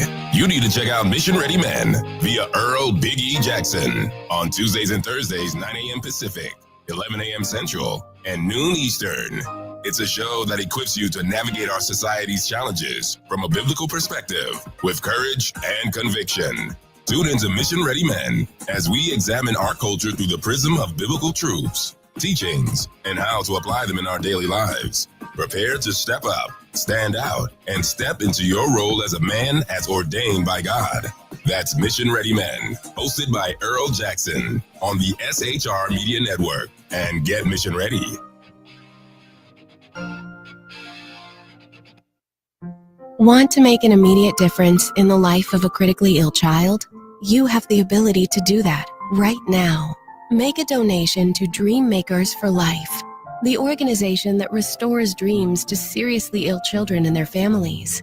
You can sponsor a dream pack for a child, which contains a clear PVC backpack, a dry erase board adventure coloring book, a journal, and dry erase markers to inspire a critically ill child to envision a future adventure and hope. Want to become a dream maker for life yourself? Go to dreamforlife.org. That's dreamforlife.org. Help a child. Help a family. There is always hope. You're listening to the SHR Media Network. And I'm back. I'm BZ. I'm as wide as I am tall, or as tall as I am wide. I was once described as an individual who was similar to Jesus in terms of my feet were so wide and fat that people suspected that I walked on water. But that's not the truth, and you shouldn't be saying those things about me, okay? Anyway, welcome back. I'm glad you're here. I said, I promised, I swore that I was going to have a super cool dude who is going to be in the room, and it is, look who it is, SCD himself, Big E, Earl Jackson, host.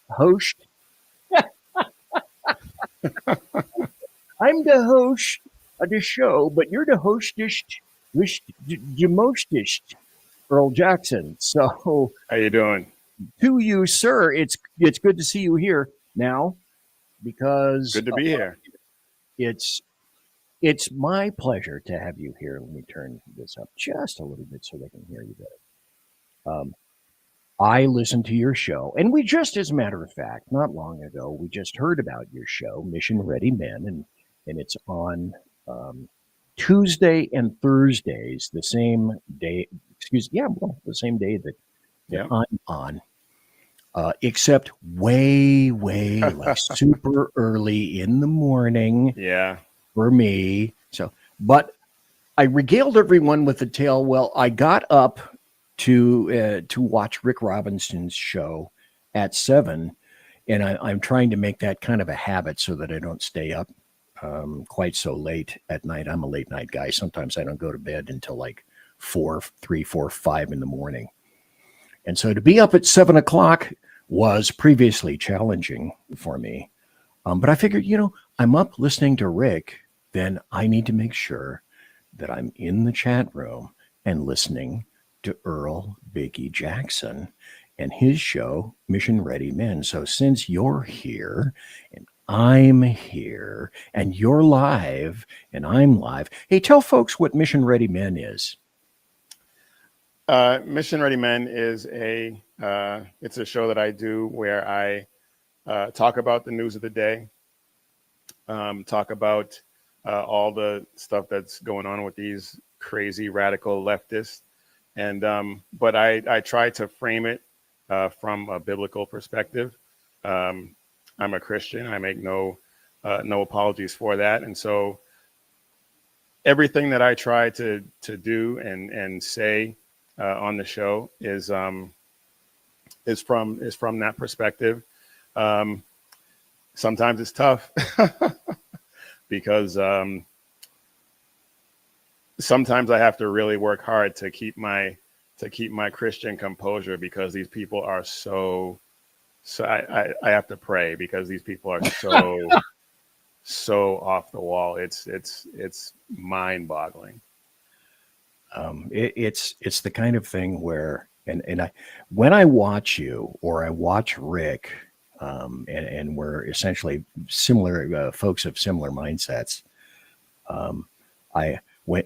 When someone throws a camshaft like you or Rick, I'm thinking, I know exactly what the hell is going on in your brain right now. You're trying to grasp a sufficient bundle of verbiage to explain what it is that you're thinking about and to explain the stupid video that you just played or you're about to play. And it's every day now. It's every day. It's every shift.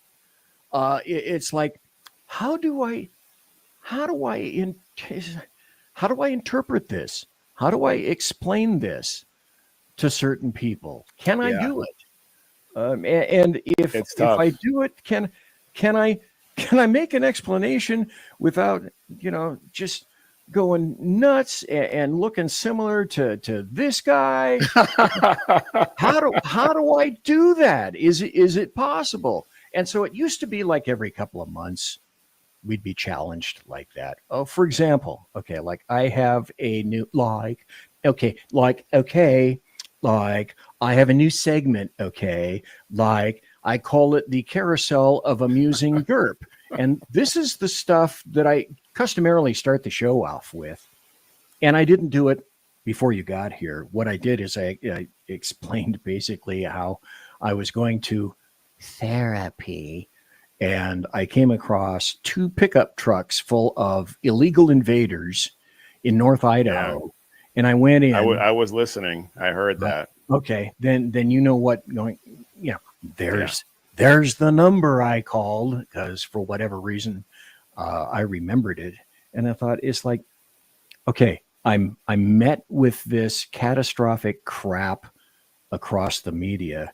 And now, there is no perfect place. There is no perfect place to be.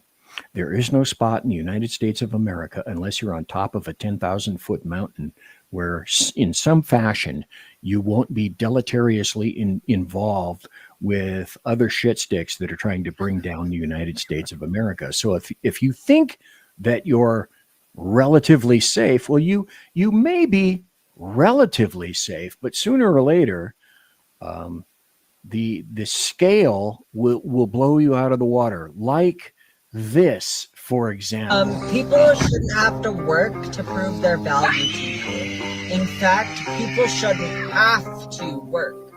People should want to work, and I want to work.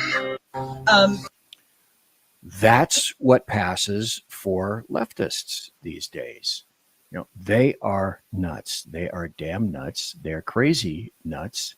They're loopy. It's a mental disorder. It is a mental disorder. Now, we're going to be talking about mental disorders, of course. I'm sure we will. Suspects.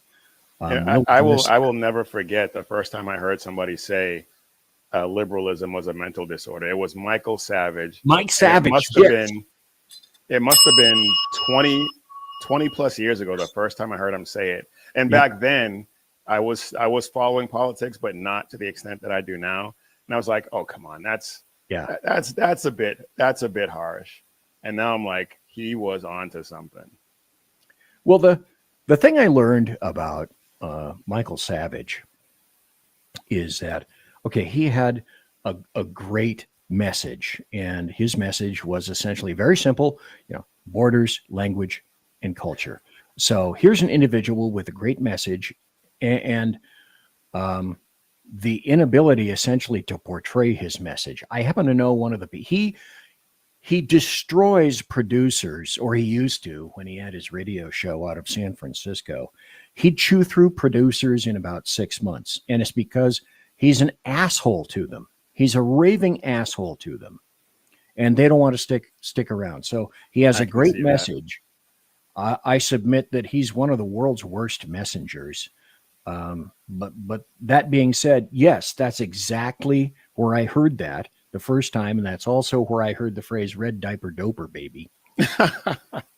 Yes, was from Michael Savage. And so I also want to play this because we may or may not get to UK, but in the process of mentioning that there's no perfect place to be. However, there are certain motivation aspects that make you want to leave where the hell you were. And that's one of the things that I wanted to talk to Earl about tonight. And then we'll go over some of the other political things. But Earl did something not terribly dissimilar from what I did. I left California, always spelled it with a K, in 2021. Now, my wife and I had two houses. She had hers and I had mine. And my house was at the 4,000 foot level in the Sierra Nevada mountains. Beautiful house. Hated to see it go. But even around there, even around alleged paradise, bad shit was on the rise, and it was creeping towards my house. And I figured out, if you don't go now, this is one of the best times to go. 2021. I didn't think that I was going to be able to sell my house because I had just gotten told by my insurance company at Farmers that, I didn't want to tell you, but now that you're moving, I can tell you, we were going to cancel your policy next year. Wow. Because, what's up there? Wildfires. I already got almost burned out from a wildfire in 2015. That's another tale. I had a 500-gallon propane tank cork off at the top of my hill one time. So at that point, with California and everything else, I'd already retired. 2021, I sold my house. 2022, we sold her house, and we got here, and we've been living here constantly since late 2022. So not quite 3 years. Well, you decided you're a Texan dude. You'd been in Texas for quite some time, except for the time that you were working with Sean. And Sean, asshole, didn't tell me that he knew you. But that's a story for another time that I've regaled later. Never gets or old. Prior. Yeah, that never gets old. That's true. That's true. Why I oughta. So you moved, and I want to go over that, but I have a couple of departments or segments to go through right now. One of them is this. The UK, and I'm going to try to watch my words, but the UK is destroying itself right in front of our face. Yes. And if you can't laugh at some of the stuff, then you have to make it through life. And this I found amusing. This is about 30 seconds of, do I amuse you? Let's see how long this one takes them.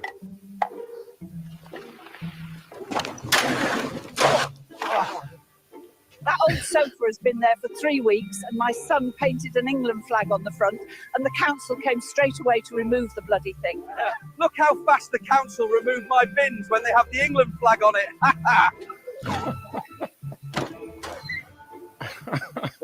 Let's see how long this one takes them. So for those unaware, that's hilarious. England has gotten to the point where they don't like their own flag. And people that are displaying flags and flying flags have either been arrested or they're the focus of police activity.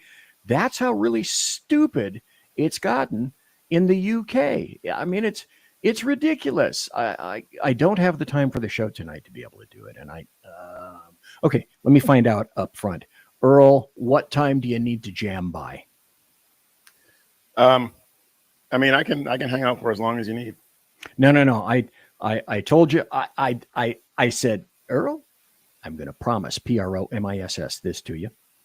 I'm not going to keep you longer than an hour. So how about no longer than that would be 11:15, 11:30 your time, right around there.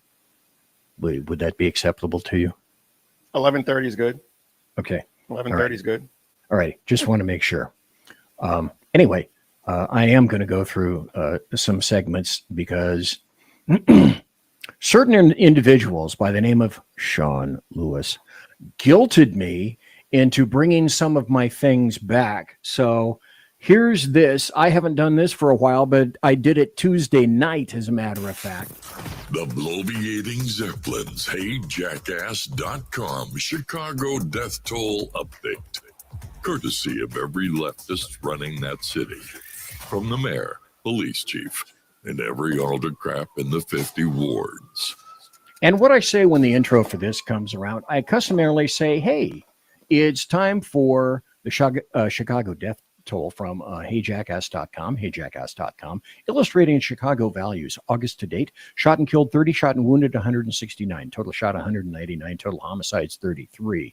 Week in progress, August 24th to August 30th, shot and killed 6, shot and wounded 17, total shot 23. Total homicide 7. Here come the big numbers. Year to date, shot and killed 235. Shot and wounded 1,069. Total shot 1,304. Total homicides 282. But this translates to this essentially in Chicago, the city of big shoulders. A person is shot every 4 minutes and 24 seconds, and a person is murdered only every 20 minutes and 21 seconds. The bloviating Zeppelins, HeyJackass.com, Chicago death toll update. Courtesy of every leftist running that city. From the mayor, police chief, and every autocrat in the 50 wards. So thanks for being here tonight, Earl Jackson. I greatly appreciate it. Glad to be here. I wasn't sure how long you were going to be able to be here, or if you got involved in work or something like that. Because see, this is an aspect to which I don't relate anymore. You actually work. Okay, you actually have a job. And you have to be there at a certain time. You have to appear at a certain time. You have to work for a certain period of time, and then only can leave when work says, okay, we think that we've gotten enough work out of you today. And, or, by the way, Earl Jackson, do you want some overtime? To which I'd guess that you occasionally say, yes, I'll take some overtime. Very occasionally. Oh, okay. All right. Good. That's good. One quick story about overtime. A long time ago in a galaxy far, far away, when I first started with full-time with the Sacramento Sheriff's Department back again in 1980, after going through a whole host of other GURP in the 1970s.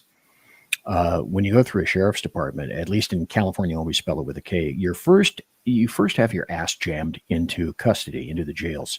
And while I was at the jail, They were having some personnel issues. In other words, they couldn't find enough people to do some staffing. And this is when I learned about the federal government, because I thought, hey, I'm young.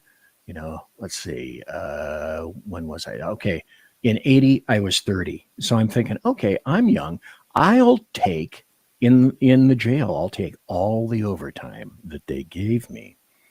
So in 1980, I worked all the overtime I could, and I made about $110,000 in 1980 money. I made more money than the sheriff did, Wow. or any of the captains or any of the chief deputies. And then 1981 rolled around, and April rolled around, and then BZ said something similar to, fuck that, I'm not working any more overtime. I got my ass reamed by the IRS. Seemed like a good thought at the time, but not so much. And then, would it shock anyone? That's very close to when two things happened. Ronnie Baby was installed, and number two, BZ began to think, I'm starting to think maybe the government isn't exactly my friend, and do I want to pay so many taxes and whatnot? And then all sorts of things happened, and I moved up to the mountains. My starter marriage went, and that's exactly what it was. It's just, it would have been simpler if I had gone to downtown Sacramento and said, like, young lady right there, you look like a very nice young lady.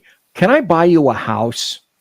And then after a while, then you kick me out of it and I'll pay for it. And then we'll figure out some kind of amenable, irreconcilable differences. It would have been a lot easier if I'd done that. But no.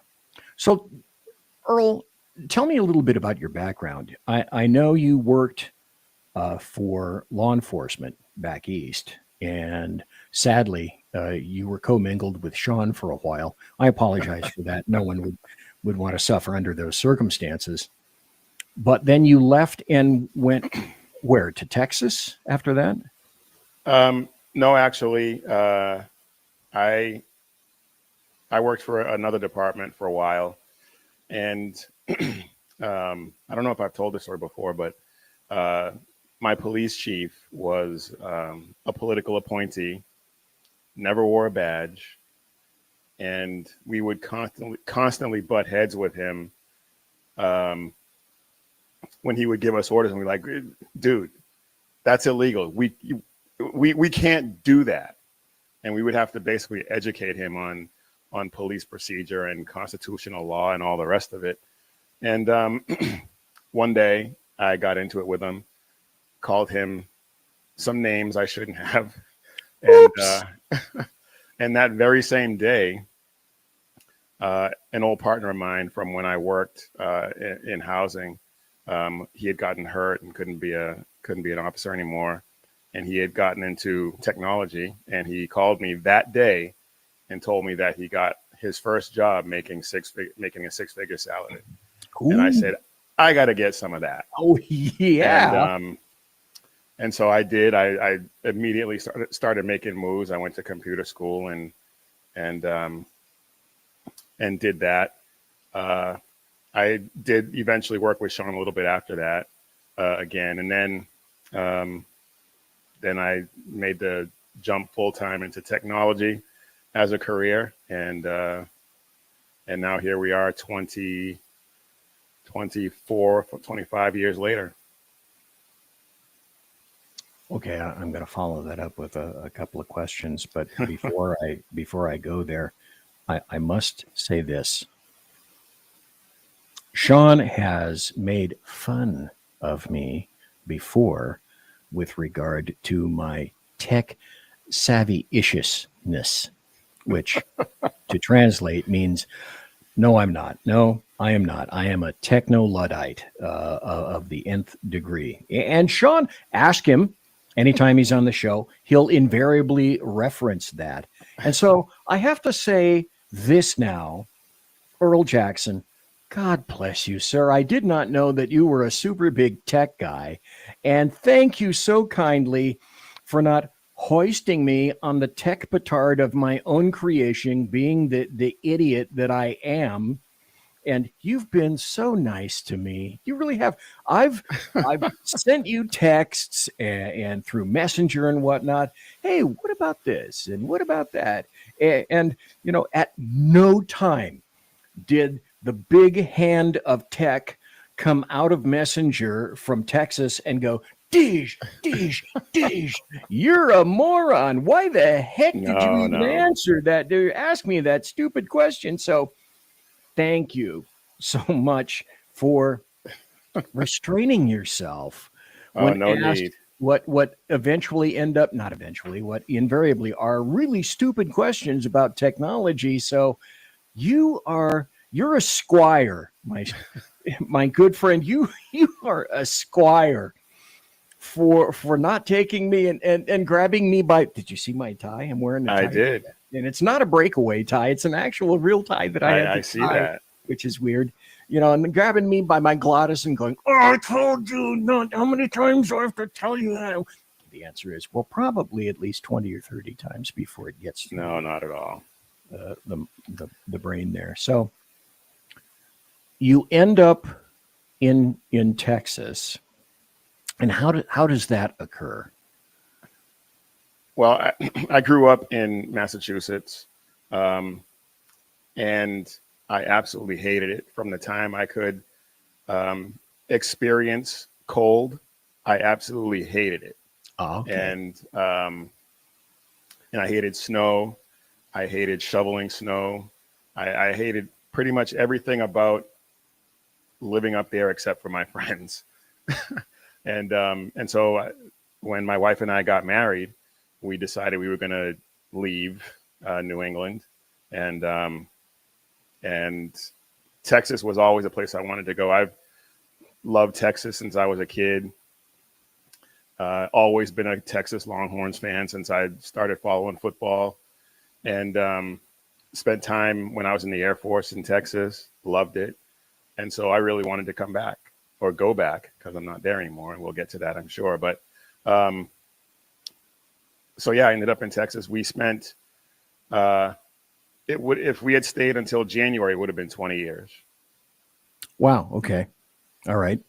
I spent 28 years up in the Sierra Nevada mountains in about a 1,200 square foot house. It had a loft, and I'm telling you, see, I'm weird. I'm the exact opposite. I despise California. Well, even the despiction now is even greater than it ever was before. You know, if that's a word, and who the hell knows? I just made it up, but I'll take it.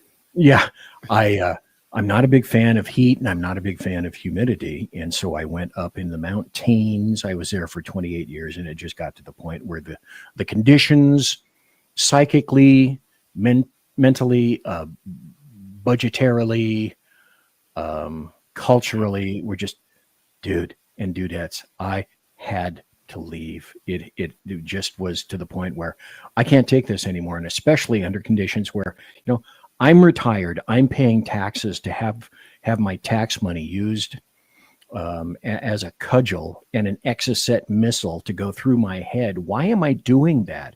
Why am I paying money to people who hate me so that they can use my money against me? And that's when we decided, you know, that's it. We're done. We're going to take off. So I don't blame you get married, you go to Texas. The important thing is that you wanted to go, that you like that environment. And then my guess is that one of the attractions was Texas has no income tax. I know that the tax positions there are pretty good. Is it no income tax that's the there is no state income tax, which is fantastic. When I moved, I took a $7 an hour pay cut, but the difference in my paycheck was only $50 because there was no state income tax. Oh, okay. That's not bad. No, that was not bad at all. And the standard of living at that time was so much better. I mean, we bought a house after a year being down here. Excuse me. Had a house built after a year being down here, and neither one of us were making more than I don't know, maybe I think combined we were probably making $65,000 a year, maybe 70. It was just so nice. But as is always the case, a lot of people from California started coming. A lot of people from New York started coming. A lot of people from all these other leftist states started coming. Muslims started moving in.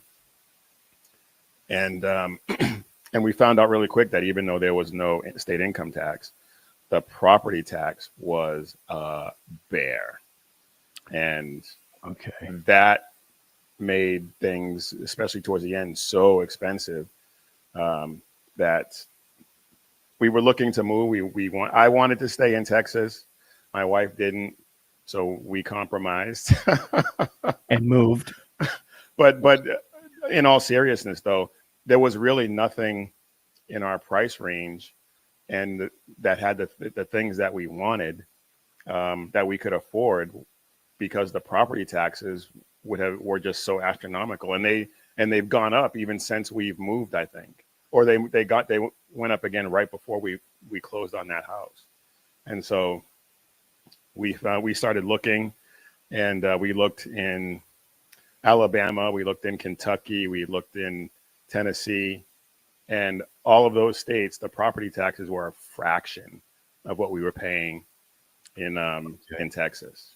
And we eventually found this house that we're in now. That it was really, we believe it was God putting us here, because the way things worked out as we were looking, just were going wrong, and then all of a sudden it just lined up perfectly, and we're really happy here in Arkansas. Well, yeah, because people realize, and if they don't, I'll let them into the clue. There's Kansas, which is nearby, and then there's Arkansas. So the correct pronunciation of Arkansas, the true people that live in Arkansas say, well, it's not Kansas. We here pronounce it Arkansas. Don't believe anything that I say. I find it very interesting that you said that it appeared that all the lightning bolts appeared, they arranged themselves in a wonderful confluence as to allow a lot of these things to occur. I'll tell you a story that I've never told anybody else, and I'll tell it here to you only. Okay, so everyone also that's listening, make sure you just turn off your ears as I tell you a story. We had 2 houses to sell. California, always spelled over the K, was intolerable. And when we moved, one of the first things we discovered is that was a fiscal and mental weight off our shoulders that we hadn't realized was there and was physically curving us. We were bending to the culture, and we didn't realize how free we were. Now, I'm going to go back just a little bit. Mrs. BZ has a sister. Mrs. BZ's sister lives in Texas, and with her husband, whose name is Cliff. And Cliff is a pastor. And Cliff and his wife had been here to visit just before we moved Andre's house, the second house. And we're going through, just as you have to coordinate a mover and packing and the purchase of a house and the coordination of all that and all the tactics and the logistics of trying to make sure that everything occurs on time, because that was back when, I got an absolutely ridiculously non-usurious rate at about 2.3%. But nice. At the time, all the rates were really low, but the availability of housing was non-existent. And because everybody was moving from California, always spelled over the K, I thought, okay, I'm in an area that is being proscribed by insurance companies because of wildfires. I'm not going to be able to sell my house. I know my wife is going to be able to sell her house in Sacramento, even though it is in Ghetto Central. And she'd been living there for almost as long as I had, 25 years or so. Not a great house in an area that not thousands and thousands of people were attempting to pile into. And so I thought, we are going to have a terrible time trying to do that. And as I was arranging for a mover, we were leaving. We had already left Idaho, and we had gone through Washington. Now we were in Oregon, and this is really weird. We had just passed the Bigfoot Tavern in a little town, and we got a phone call, and it's from Cliff, my wife's, my brother-in-law. And Cliff says, being a pastor, I just want to tell you, I have a really good feeling about you being able to sell your house. As a matter of fact, I think something very good is going to happen to you today. And I'd been speaking back and forth with my realtor regarding my house up in the mountains. And he says, I just have a feeling you're going to be blessed and something good is going to happen to you. Okay, so I hung up, kept driving on 97. I distinctly remember that, just past the Bigfoot Tavern. And the phone rings again. And it's my realtor, Casey. And Casey says, I just got an offer. And this is the best offer yet. And I think you should accept it. We went through all the details and whatnot. And, when we discussed everything, I said, I talked to Mrs. Bazee as we're driving along, and we both at that point said, Casey, do it. Do it. So, nice. And we sold the house to those people that had made that offer. And we looked at ourselves. We had listened to what Cliff had said, and we thought, what just happened to us? And the only conclusion we could possibly have drawn was we were blessed. There's no discounting the fact that we were blessed. And though things were challenging after that point, it's as if a row of dominoes that had spilled all over a card table were thusly set up, and everything went swimmingly from that point on, in terms of she was able to readily sell her house, and then everything just dovetailed together. Earl, we were blessed. Yes, you were. And we still talk about that today. Blessed to be here, to have all those things fall together in unison. But if you would, I blew through a break. But it's my show. Who cares? Nobody cares. We'll do that later. Oh, God. Okay. Since I passed, I'll do this. Tuesday night, I played the second break at the right time. Okay. And that Thursday night prior, Sean mentions in his promo that, I talk about all sorts of different things. And Sean never seemed to like the promo that I had for him. Well, I've since, here's his promo. I had another one that he didn't care for. And then I asked Grok, I said, hey, make a promo with these items. And in the promo, he talks about alcohol and news and amoebas and big kittens and small kittens and dogs. So then I asked Grok, and Grok gave me this.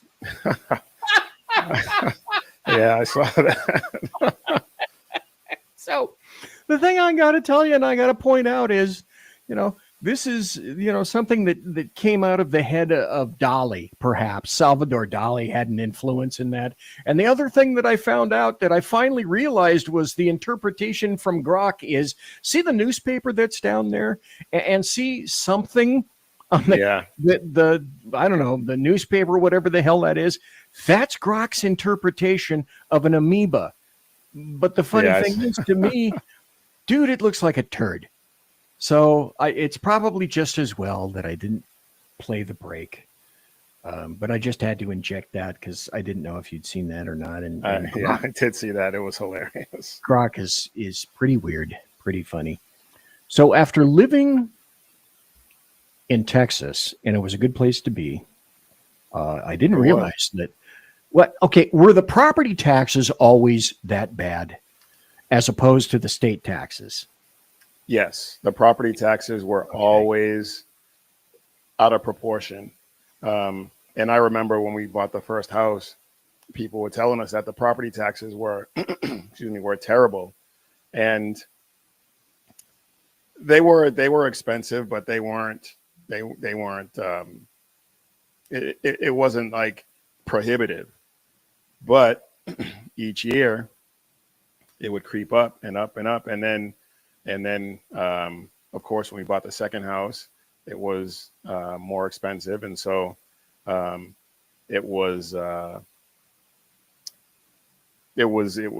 property taxes went up even further. But then over the past few years, they've just gone not exponentially, that's an exaggeration, but they've gone to the point where it is now prohibitive for a lot of people to buy property in Texas because it's just that expensive. Now, this is interesting. Cheetah lives in Florida, and he's in chat right now. And he's an attorney or a former attorney or an attorney that has since hit his knees and disbarred himself. But he said, DeSantis and the state had to take over our cash cow utility company after the city ran it into the ground.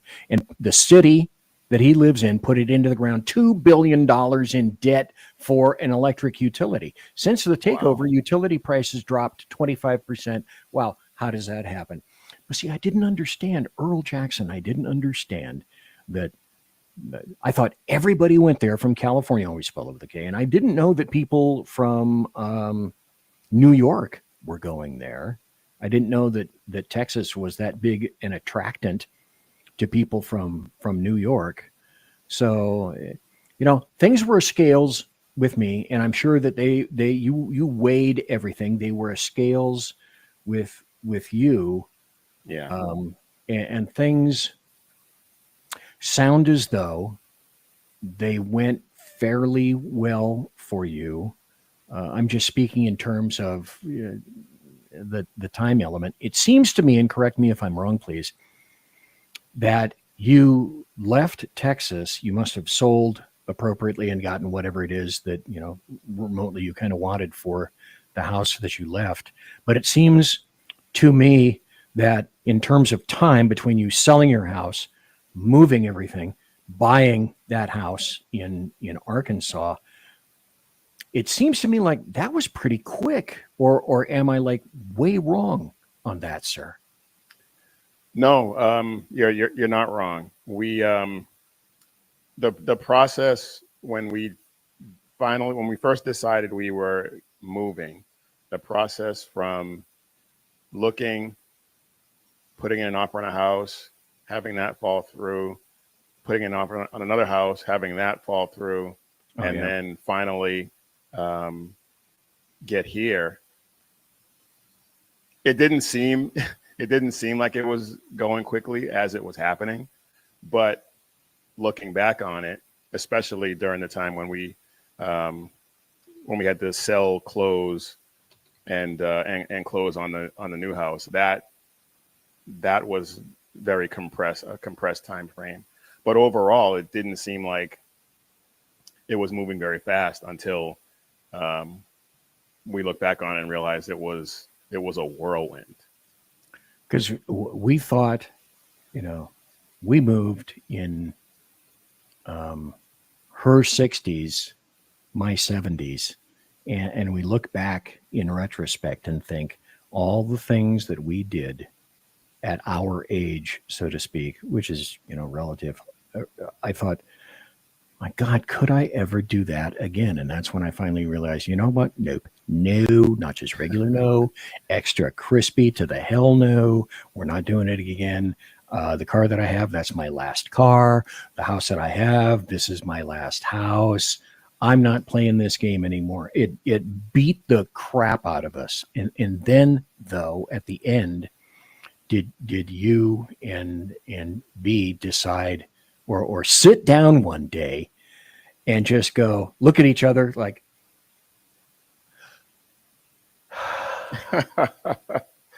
Yes, we're done? We came to the conclusion after this, or actually in the middle of it, because we had to stay at an Airbnb for a while between selling and buying. We concluded that this is the last time we were going to do this, and we're a little bit younger than you, and we're done. This is going to be it. Now, we say that now. Who knows? But as of right now, yeah, the moving is not. It's not for the faint of heart. Oh no, it truly isn't. I mean, I had a dude when I was in law enforcement by the name of Kent Smith. And Kent, if you're listening, I'm sure you're not. For a time, I knew everything that Kent owned. Okay, because I moved Kent, and he lived with me in my house in Sacramento. He was a roommate of mine after my starter marriage, and we moved. I moved Kent probably 6 times, 7 times. You know, the first time as he was moving out, I had to count the Cabbage Patch dolls that his ex-wife had in a bedroom all to themselves. There were so many Cabbage Patch dolls, they required their own damn bedroom. But I knew everything that Kent had. And he came and roomed with me for a while. And that was back when, you know, in your 30s. I was in my 30s at that point, in the 80s. And no big deal. That was no big deal at all. Cheetah is in chat and says, North Central Florida used to be such a cheap place to live. Now housing costs, property taxes, insurance have skyrocketed. But here's the dealio. And there's a good friend of mine who lives in Australia. That just a hop, skip, and a jump from Kiwi Lass, splish, splash, splish, splash, who desperately wants to come to America by the name of Jack Alexander. And it's true. You know, there is, to my knowledge, and Earl, please weigh in, there is no state anymore. You know, you're not going to cut a fat hog in Idaho. You're not going to cut a fat hog in Nevada. Nevada used to be the place that all the Californians, always spelled it with a K, used to want to go to escape from California because it was so close and the taxes were. Well, everything is tanked. Los Angeles has tanked. Illegal invaders went. Reno is trash. I haven't been to Las Vegas since 2017 for Freedom Fest. Nobody goes to Nevada anymore. I cannot think of a state that where you truly can cut a fat hog anymore. As in, with regards to the things that you found out, the only thing that I can think of you may be able to cut a fat hog in, I can think of 3 states, maybe, and I don't know for a factorious, maybe Alabama, maybe Louisiana, maybe Mississippi. But, you know, in terms of property or housing or anything like that, there is no magic mountain, no magic bargain to be gotten not anywhere, not anymore that I know of. Earl, and your thoughts? Well, with respect to property taxes, some of the houses that we looked at in Alabama were in the hundreds, like $200, $300, $400 a year property taxes. Yeah. Wait, that deserves this all by itself. Okay, all right. I'm sorry to interrupt. No, you're fine. Yeah, and so Alabama is very cheap in terms of property taxes, and I think of all the other states that we looked at, Arkansas was the next cheapest. Okay, all right. And was that because housing costs? You know, you encountered a mortgage percentile that is not conducive to a McMansion anymore. No. Because we're not getting any federal stimulus, anything like that. And we don't want to return to the bad old days of 2008 anyway. No, we do not. But there must have been enough in what it is that you were looking for to kind of overcome the percentile that you were paying. And yet all the rest of the things came together and both of you said, okay, this is it. This is us right here. Yeah, and we were kind of resigned to the interest rate. We knew that we were going to take a hit on that, but so that was kind of built into what our plans were going to be. But at the end of the day, we just believed that God had a plan for us, and that plan was to leave Texas. And when we realized that, we still weren't sure what that was going to be. We looked here in Arkansas. Some things didn't line up. We looked in Alabama and Tennessee, and those things didn't line up. And then like I said before, God just lined it up for us perfectly for us to land where we are now. And so the interest rate and all of that were considerations, but not in the grand scheme when it came to what we believed was God's plan for us. And that was to end up here. And we couldn't be happier about it. We couldn't either. There were so many things, so many variables, so many elements in the big plan that had to come together for us to make it work. And we were both, I'll just be honest. I consider myself to be a Christian. I am not a good man. I know that because I am at least self-aware to a certain degree. I'm not a big proponent of organized religions, but there were a couple of incidents that occurred throughout my life that made me think perhaps you'd best start to consider with some seriosity how God is working into your life. And that's one of the things that came through. It was as if someone had dialed a phone. Well, literally, two people dialed a phone that same day, gave me news that I wasn't expecting. And it's as if, for whatever reason, a hand came above and said, these gates are going to open for you. Don't be stupid. Take advantage of this. Yeah.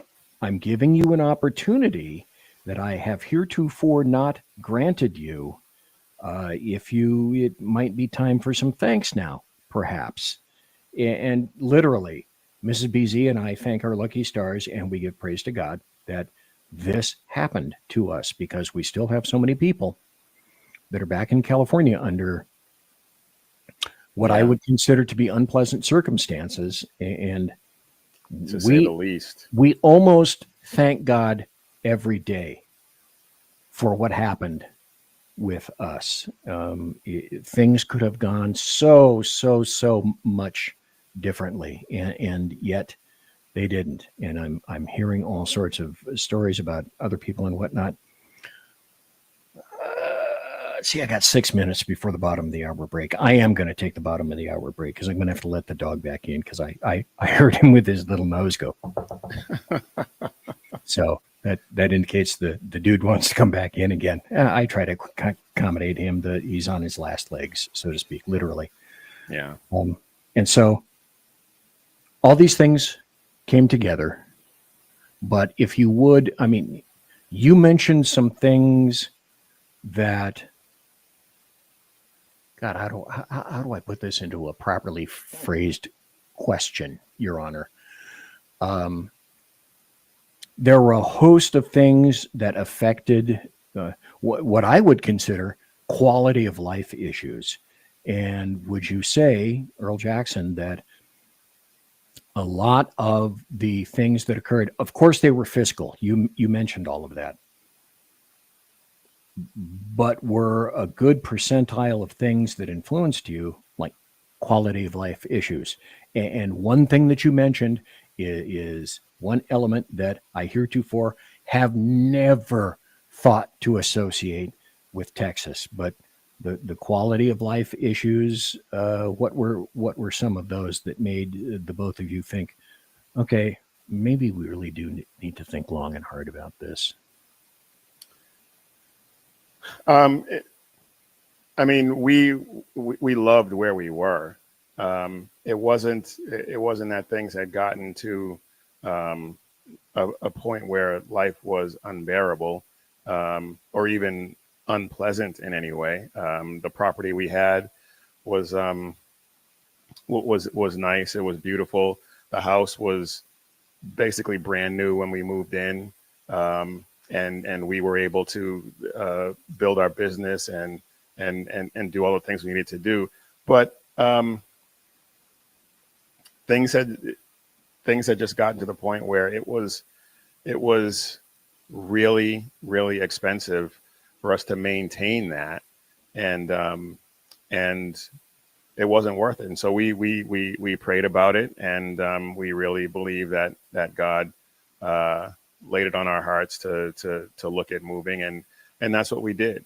There were other things in terms of just the way the state was being run, and I've talked about this before with the things that kind of surprised me when I actually started to look into it in terms of the Muslim population in Texas and the takeover. That didn't impact us where we were yet, but it was coming, and that was not something we really wanted to be a part of. And so came into it, and we had the opportunity to leave and enhance our financial position, as well as enhance our quality of life. It was kind of a no-brainer. Like I said, and it's out in the open. I think anybody here has an idea what I think about Islam. But like I say, no, really, BZ, I don't think you've made that position clear. Okay. Thank you. Okay. All right. Fourth for tonight. Because I'm such a shrinking violet. One day I'll get over myself and tell people what I really think about shit. I can't wait for that day. I know, it will be so unique for these little shell-like ears to hear something. Oh, that seems harsh and judgmental, BZ. And wait, didn't I call you harsh and judgmental in chat this morning? Yes, you did. Yes, you did. Because if there's anybody who is harsh and judgmental in the world right now, it's this guy right here. Talk about him, Mr. Harsh, Mr. Judgmental. But how did we possibly come to the point? And I know we got to wrap this up. I'm going to get you out of here on time.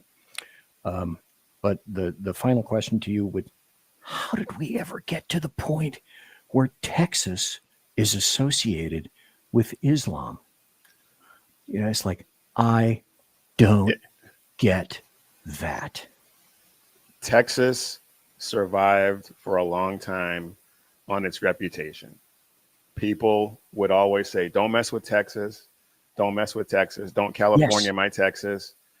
But too many people relied on that reputation and didn't do anything to maintain that reputation. And I was there for as long as I was, and I'm guilty of that too. I didn't get involved in any meaningful way to prevent it. So I mean, I take my responsibility for that too. But at the same time, the people that we elected to represent us didn't do it either. And so Texas survived a long time on its reputation of being Nobody messes with Texas. Texas is the free state. Texas is the prototype for what a free state should be.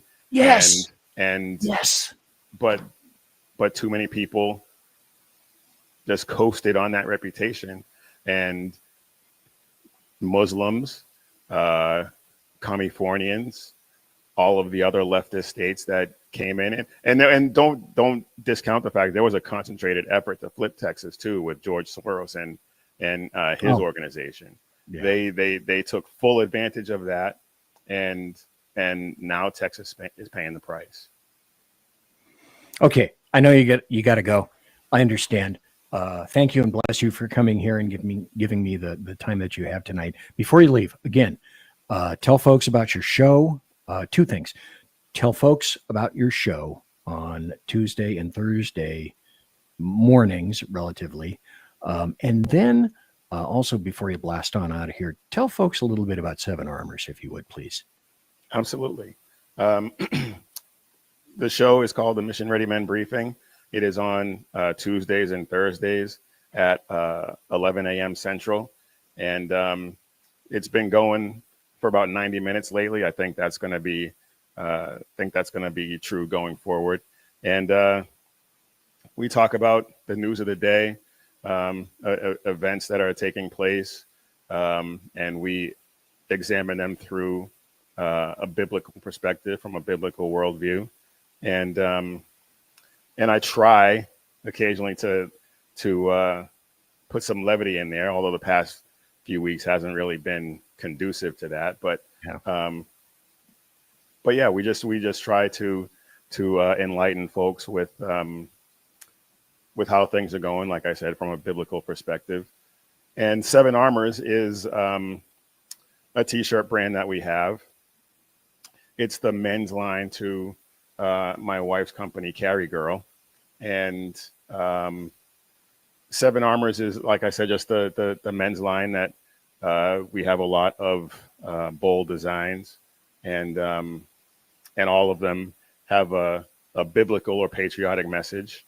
And we're just trying to build that up so that we can spread the word through the t-shirt as well as the podcast. Earl Jackson, thank you very much for your time here. God bless you, and thanks for illuminating us about a bunch of stuff.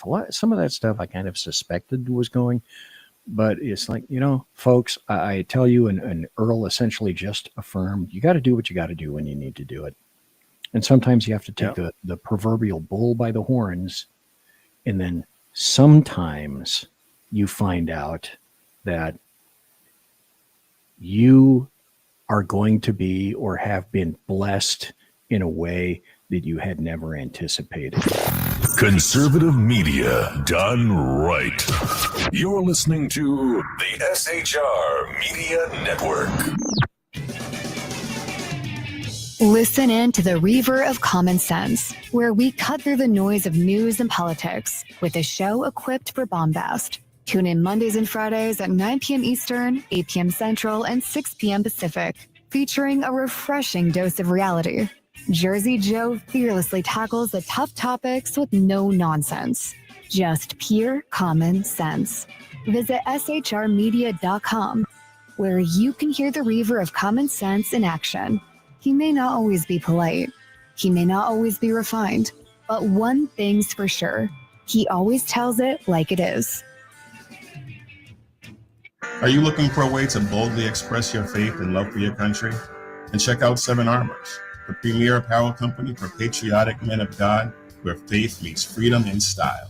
Our t-shirts are more than just clothing, they're statements. Bold, stylish, and meaningful. From timeless messages to modern designs, we've got something for every patriotic man of God. Wear your beliefs proudly with Seven Armors gear. Don't miss the chance to wear your faith and freedom on your sleeve. Visit 7armors.com today and join the movement. That's the number 7armors.com. 7armors.com. Faithful, vigilant, steadfast, passion. Are you looking for bold, honest conversation about the issues shaping America? Well, let me welcome you to Unleashed 101 with Jeremy Hansen, where we take you beyond the headlines. We dive into politics and culture, struggles of everyday life. It's raw, real, and unfiltered. If you're ready for truth with a punch, pull up a chair and join us. That's right, Unleashed 101, where real talk feels like home. Find us at unleashed101.com, Spotify, Apple Podcasts, iHeartRadio, and more. We look forward to seeing you. Unleashed 101 with Jeremy Hansen.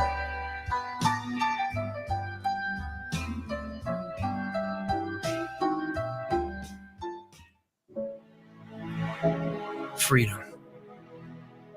One nation in all of human history was built on that bedrock.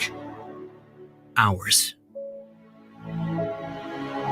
A republic of the people, by the people, and for the people. Self-government requires freedom, just as freedom requires an individual willingness to self-govern. Freedom has made America exceptional, but it can only last as long as you and I seek the good, as expressed by the laws of nature and nature's God. It can only last if you and I choose to act as people of character. Forging character has been the pursuit of Hillsdale College since 1844.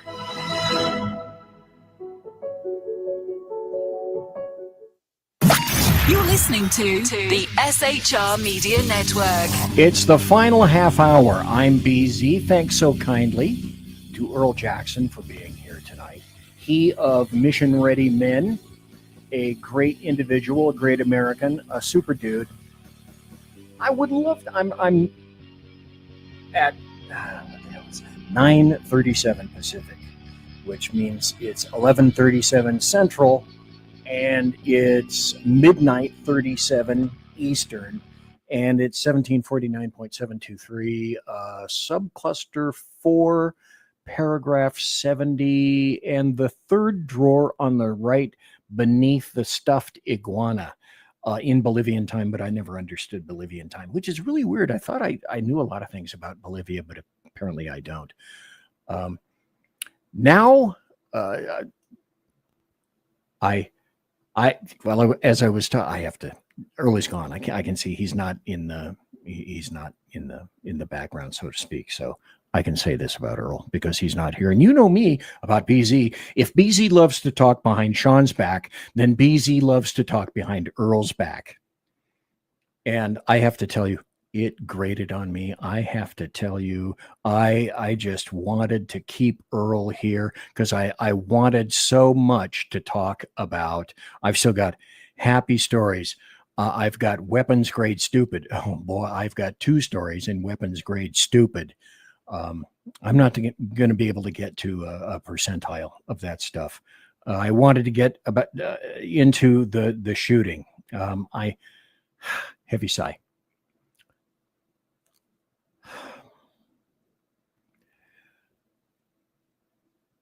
There's so much I wanted to talk about, and I thought, okay, just ask. Don't. It was like, the two. It's like the nice angel on the right shoulder going, "Don't do it," and then the bad devil on the left shoulder going, "Go ahead, just go ahead and do it anyway." Because I almost thought, okay, Earl, how'd you like to, be here to the end of the show, and maybe we'll go into some overtime because I really want to badly. I really want to get into the shooting and all the stupidity that's going on with regard to that, and I want to get into some dealios with regard to Islam. And I almost opened my mouth, but finally the little angel over here on the shoulder said, "Don't do it. You made a promise to Earl. Don't do it." And then I felt a bite on the neck. It's like, oh, okay, all right, no, I won't do that. So, Earl, God bless you. Thank you for that. All very appreciated. So I think, hey, where are we? I think we're close to this. Weapons Grade Stupid, the segment where anyone can play, but leftists are overqualified. And these are weapons grade stupid stories. As I try my best to go through all of the GURP that is out there and extract the stuff that I think you guys will find amusing. And if Kiwi Lass is still here in comments, let me know, is the good angel is a vampire? Well, okay, I don't know. It just came out of my mouth. God, Dave, give me a break. Cut me a break, dude. Cut me some slack, Monsieur. So Kiwi Lass is here. Kiwi Lass, you may appreciate this. So let me know in chat, if you will, if this is happening. Because this is happening in Australia. This is weapons grade stupid. There's an Australian and or various experts, so to speak, that are proposing a tax on spare bedrooms in Australia in order to ease the housing shortages. It's like parenthesis, what the fuck are you thinking? In a brainstorm, oh, this is from Zero Hedge also.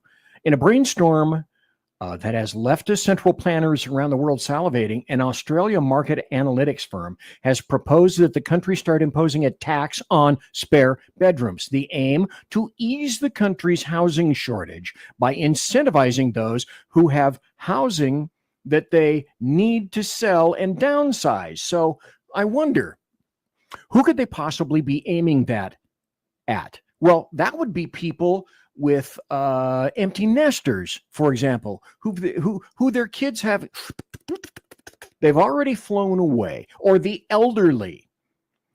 Well, you have a couple of bedrooms. Yeah, if you have a spare bedroom, we're going to tax your ass off on that. So it seems to me that mostly the older individuals are going to be taxed with that.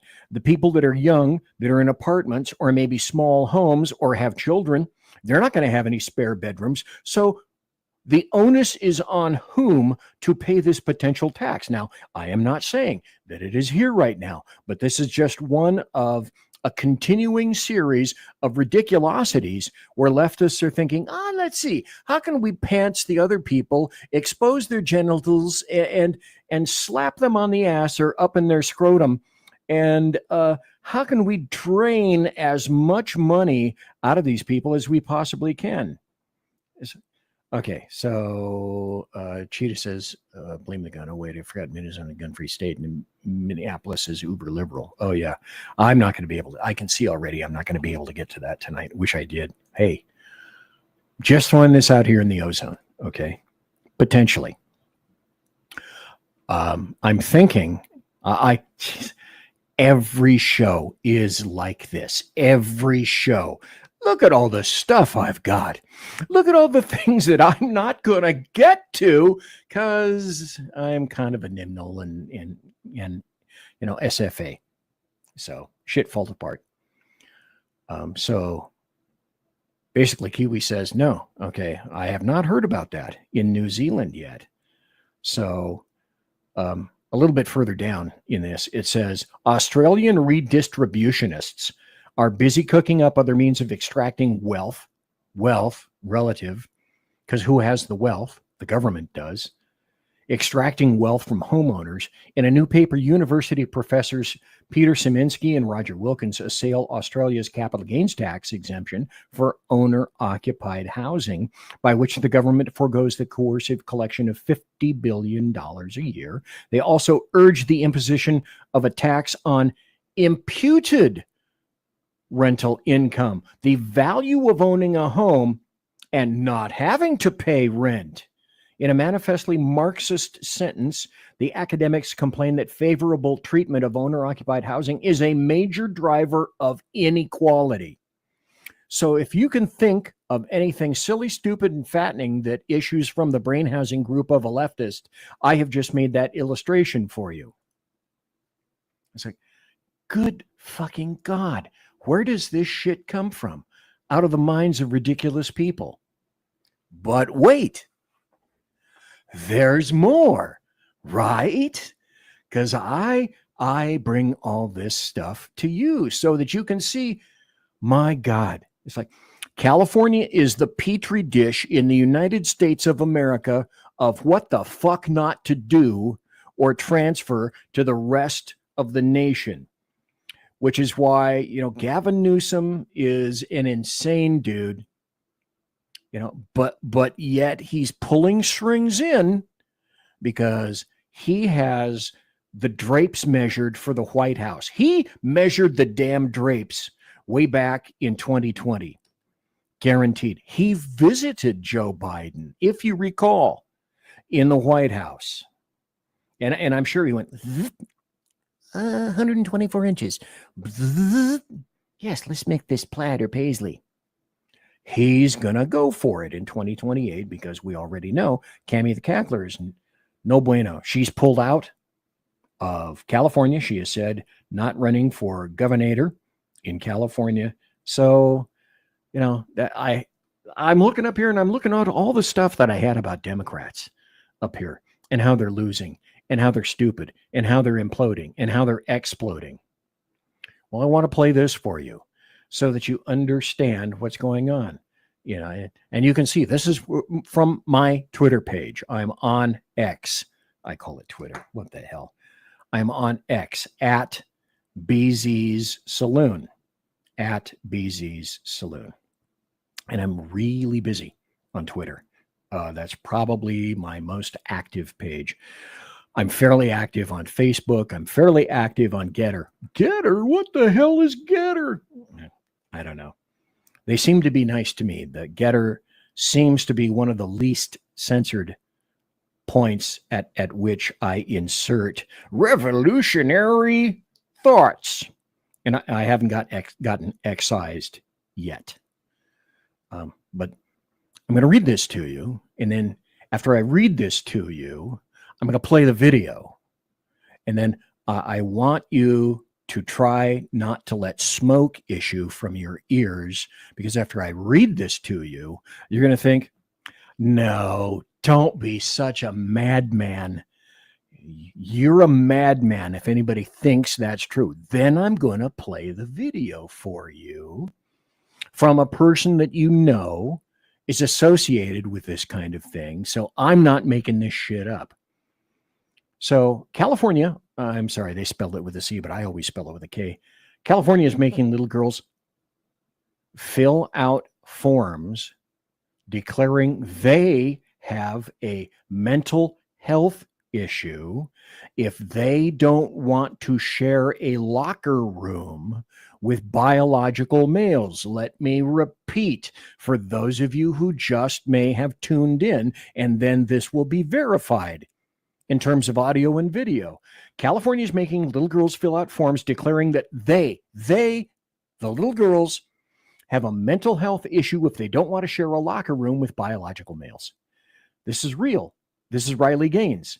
She has photo evidence. I just had a follower in California reach out and let me know what's going on. So for a little over a minute, Riley Gaines is going to bring us up to speed, as in, you know, another one of those moments where you just shake your head and go, what the hell else can occur? I should have follower in California reach out and let me know that her daughter had to fill out a mental health accommodation form declaring that she had a mental health issue for, get this, not wanting to share the restroom, locker room, bathroom with a boy. Let that really, really sink in. In California, if you're a girl who doesn't want to use, a high school, middle school age girl, if you don't want to have to use the restroom next to a boy or forcibly undress next to a boy, that makes you mentally deranged. Not the boy who wants to be in that space, the boy declaring himself to be something that he's not. No, that's totally sane, totally sound in the mind, but you are the one with a mental health issue. Here's a photo of the mental health accommodation request. You can see it right at the top. This happened in the Temecula Valley Unified School District. Go ahead and give me a lobotomy. If that's the standard for being mentally deranged, is believing that girls' bathrooms are only for girls and vice versa, give me the lobotomy. Where do people come up with this? And this dovetails with the issue that we just experienced today.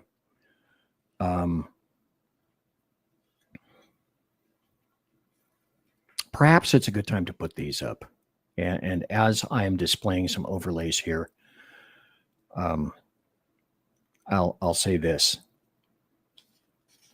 First, I am not relinquishing my firearms, because that's the first thing that people following this incident said in, I believe, Minneapolis. And I have some video that I may or may not be able to get to tonight. And with luck, I may be able to cobble together, I don't know, maybe a Saturday night show. So just letting you know, if you follow me on X or you follow me on Facebook or Getter, take a peek, and I may be having a show Saturday in order to just get the rest of this stuff out that I did not have the opportunity to get to tonight, because I thought that talking to Earl and having Earl on was a little bit more important than that. And again, thanks to Earl for being here tonight. But, the firearm is a tool. It's the problem, not the individual with the mental health issue. And you just listened and heard this. I'm not relinquishing my firearms for infants, for children, for mothers, for fathers, for boys, for girls, for families, for my family, for my wife, not for anyone, period. That is not going to be happening. And let's go back to, with regard to what she said in terms of California believes the individual with the mental problem are the rest of you, and the people who are trannies, etc., they are the normal people. Do you really want to be living in a damn state that views you as abnormal, the once normal person? It's just insane.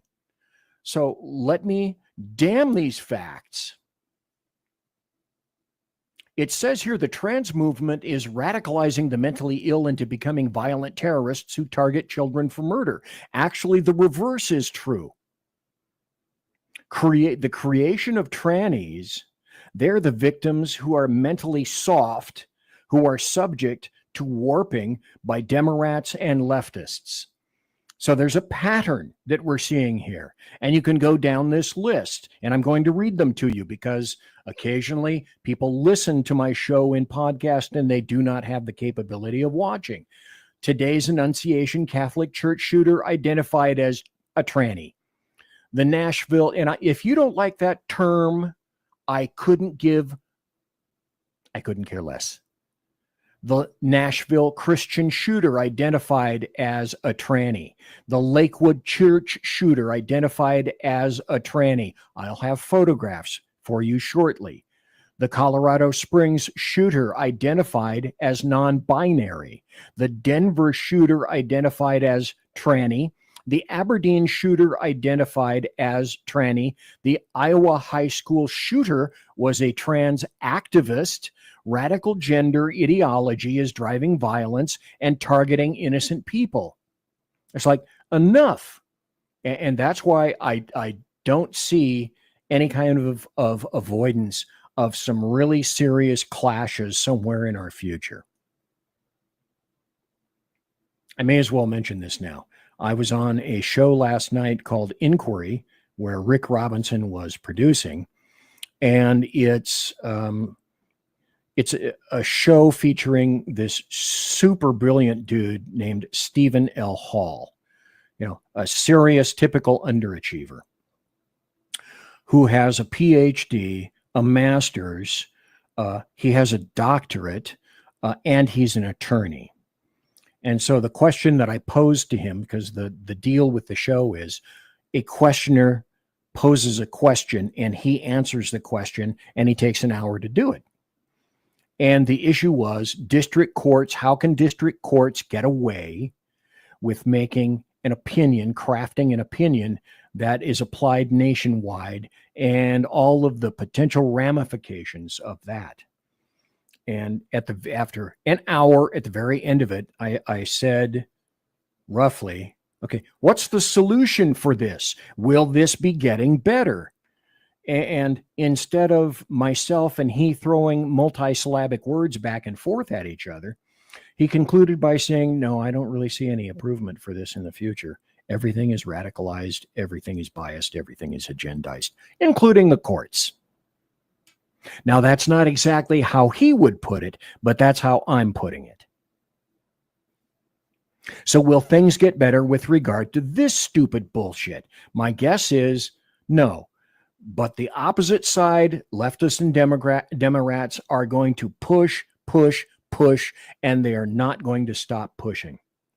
And the thing to emphasize now, I'm going to have a show on this in the future, is do not possibly think that 2026 is going to be a cush, because these assholes are rallying their troops and circling the wagons in a way we haven't seen before. It is they who are the oppressed. They completely believe that they are the oppressed. And in order to be liberated, they must take to the streets, and clearly they're using violence to do it. Now, another aspect of the shooting is what you see in the overlay on the screen right now. Millions of American children are growing up without fathers. In this instance, I believe he had a father. Now, what part that father played in this family, I don't know, but it's the female who pushed this psycho into where he was today. And even then, I don't have time to get to it, but he was questioning himself. Do I want to do that? And if I do that, if I make an admission that I might not have been wrong, can I go back on that? Well, what'll happen to me? I can't go back on that. So here, chronic widespread fatherlessness leads to huge societal problems. Out of the 27 deadliest mass shooters in U.S. history, 26 of them, including the Parkland shooter Nicholas Cruz, share one thing in common. They all grew up in households without biological fathers. So how many of these weird fucking tranny units grew up in households that didn't have fathers? And then the question is, of course, what if these young men had been raised by strong, upright fathers that kept the women in line from perverting their sons and their daughters? Because women are crazy, especially white women, are crazy-ass, leftist, insane people. The very first form of government and authority a child comes into contact with is a father. Let me catch up with some comments here, if I might. And Kiwi Lass says, stealing their rights. Yes. And Cheetah said, you know, if my dad was around and my sister came home with a form like that, somebody might be in the hospital. I sincerely miss the old man. He'd show up at my school and have discussions with regard to bullies. And sounds like my kind of guy. They can't legally do so, but they do it anyway. And if there's somebody who would know about the law, it's certainly Cheetah, being the attorney and just re-upped in Florida as well. Democrats are the Fighting Urich High. That was a high school I went to. I went to Urich High. Let's continue with some of the media assets that I happen to have here. And this I said I would show. Look at this. Here are the people. Do you possibly see any kind of a pattern to be recognized? The upper left, Denver school shooter, Devin Erickson, identified as a tranny. Denver school shooter number 2, Maya McKinley, identified as a tranny. Aberdeen shooter, I'm going to slaughter this name. Who would, you know, it's the mother or the father that pushed this stupid fucking name on her daughter, Snowchia Mosley, identified as tranny. The Nashville shooter, Audrey Hale, identified as tranny. A lot of these names are not their real names. Uvalde shooter, Salvador Ramos, tranny, unconfirmed. Georgia, and I believe he was. Georgia shooter, Colt Gray, tranny, I believe he was too. The Iowa shooter, Dylan Butler, identified as gender fluid. Philadelphia shooter Kim Brady Carricker identified as trans. Colorado Springs shooter Anderson Lee Aldrich identified as non-binary. And then cops are saying today, I can't understand what motivated this shooter to kill children in a church. Well, I'm sure that didn't have anything to do with it, did it? And I'll go into this in a little bit more detail if I do a Saturday show. But from the National Library of Medicine, trannies responded about depression. 81% of them felt down, depressed, or hopeless for several days in a 2-week period. Depression rates are generally 5 times the general population. And I found this very interesting. And another thing that I'm going to be displaying here for a second, and then I'm going to wrap up the show. Some gay and lesbian individuals and critics express concern that some young people, particularly those who are gender non-conforming, see, these are weasel bullshit words. I'm going to get to the not weasel bullshit words in just a moment. May be encouraged to identify as transgender to tranny to escape homophobia. In this view, gender transition can be seen as a modern form of conversion therapy, especially for effeminate gay boys or masculine lesbian girls. Here's what a chick said on a show on Newsmax. And these are almost direct quotes. Gays and lesbians don't see trans units as gay 2.0. They see the trans issue as intensely homophobic in itself. The trans issue they see as intensely homophobic itself. And they believe most people who are targeted to transition are gays and lesbians who are told by semi-professionals and or family members, your body is wrong. And the way to fix it is to transition. They see it as one of the most regressive, homophobic movements. It is seen as essentially, and these are their words, essentially as transing away gay people.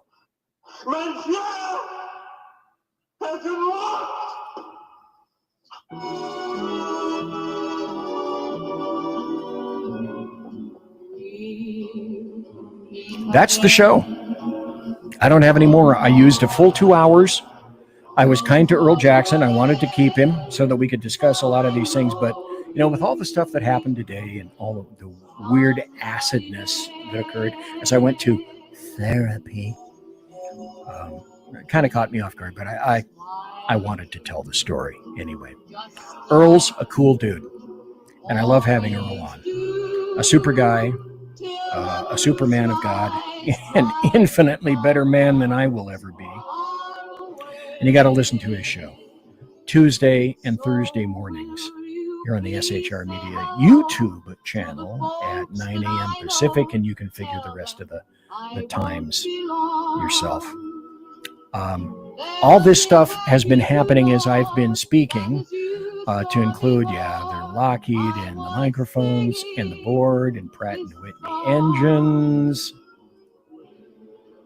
So my thanks to Earl Jackson for being here. I'm going to be consorting with these guys very shortly. And to everyone from last Tuesday night's show, 120 views on YouTube. That's amazing for us. Everybody, take care. God bless. Be safe. Have a wonderful, I think it's Labor Day weekend. Everybody quiet down now and get some sleep. Good night, everybody. Good night, Mama. Good night, Ben. Good night, everyone. Good night, Mama. Good night, Daddy. Good night, children. Good night, Daddy. Good night, Elizabeth. Good night, John Boy. Good night, Tim Bob. Good night, Tim Bob. Good night, Tim Bob. What's going on? I was asleep. What's everybody doing? Good night, Tim Bob.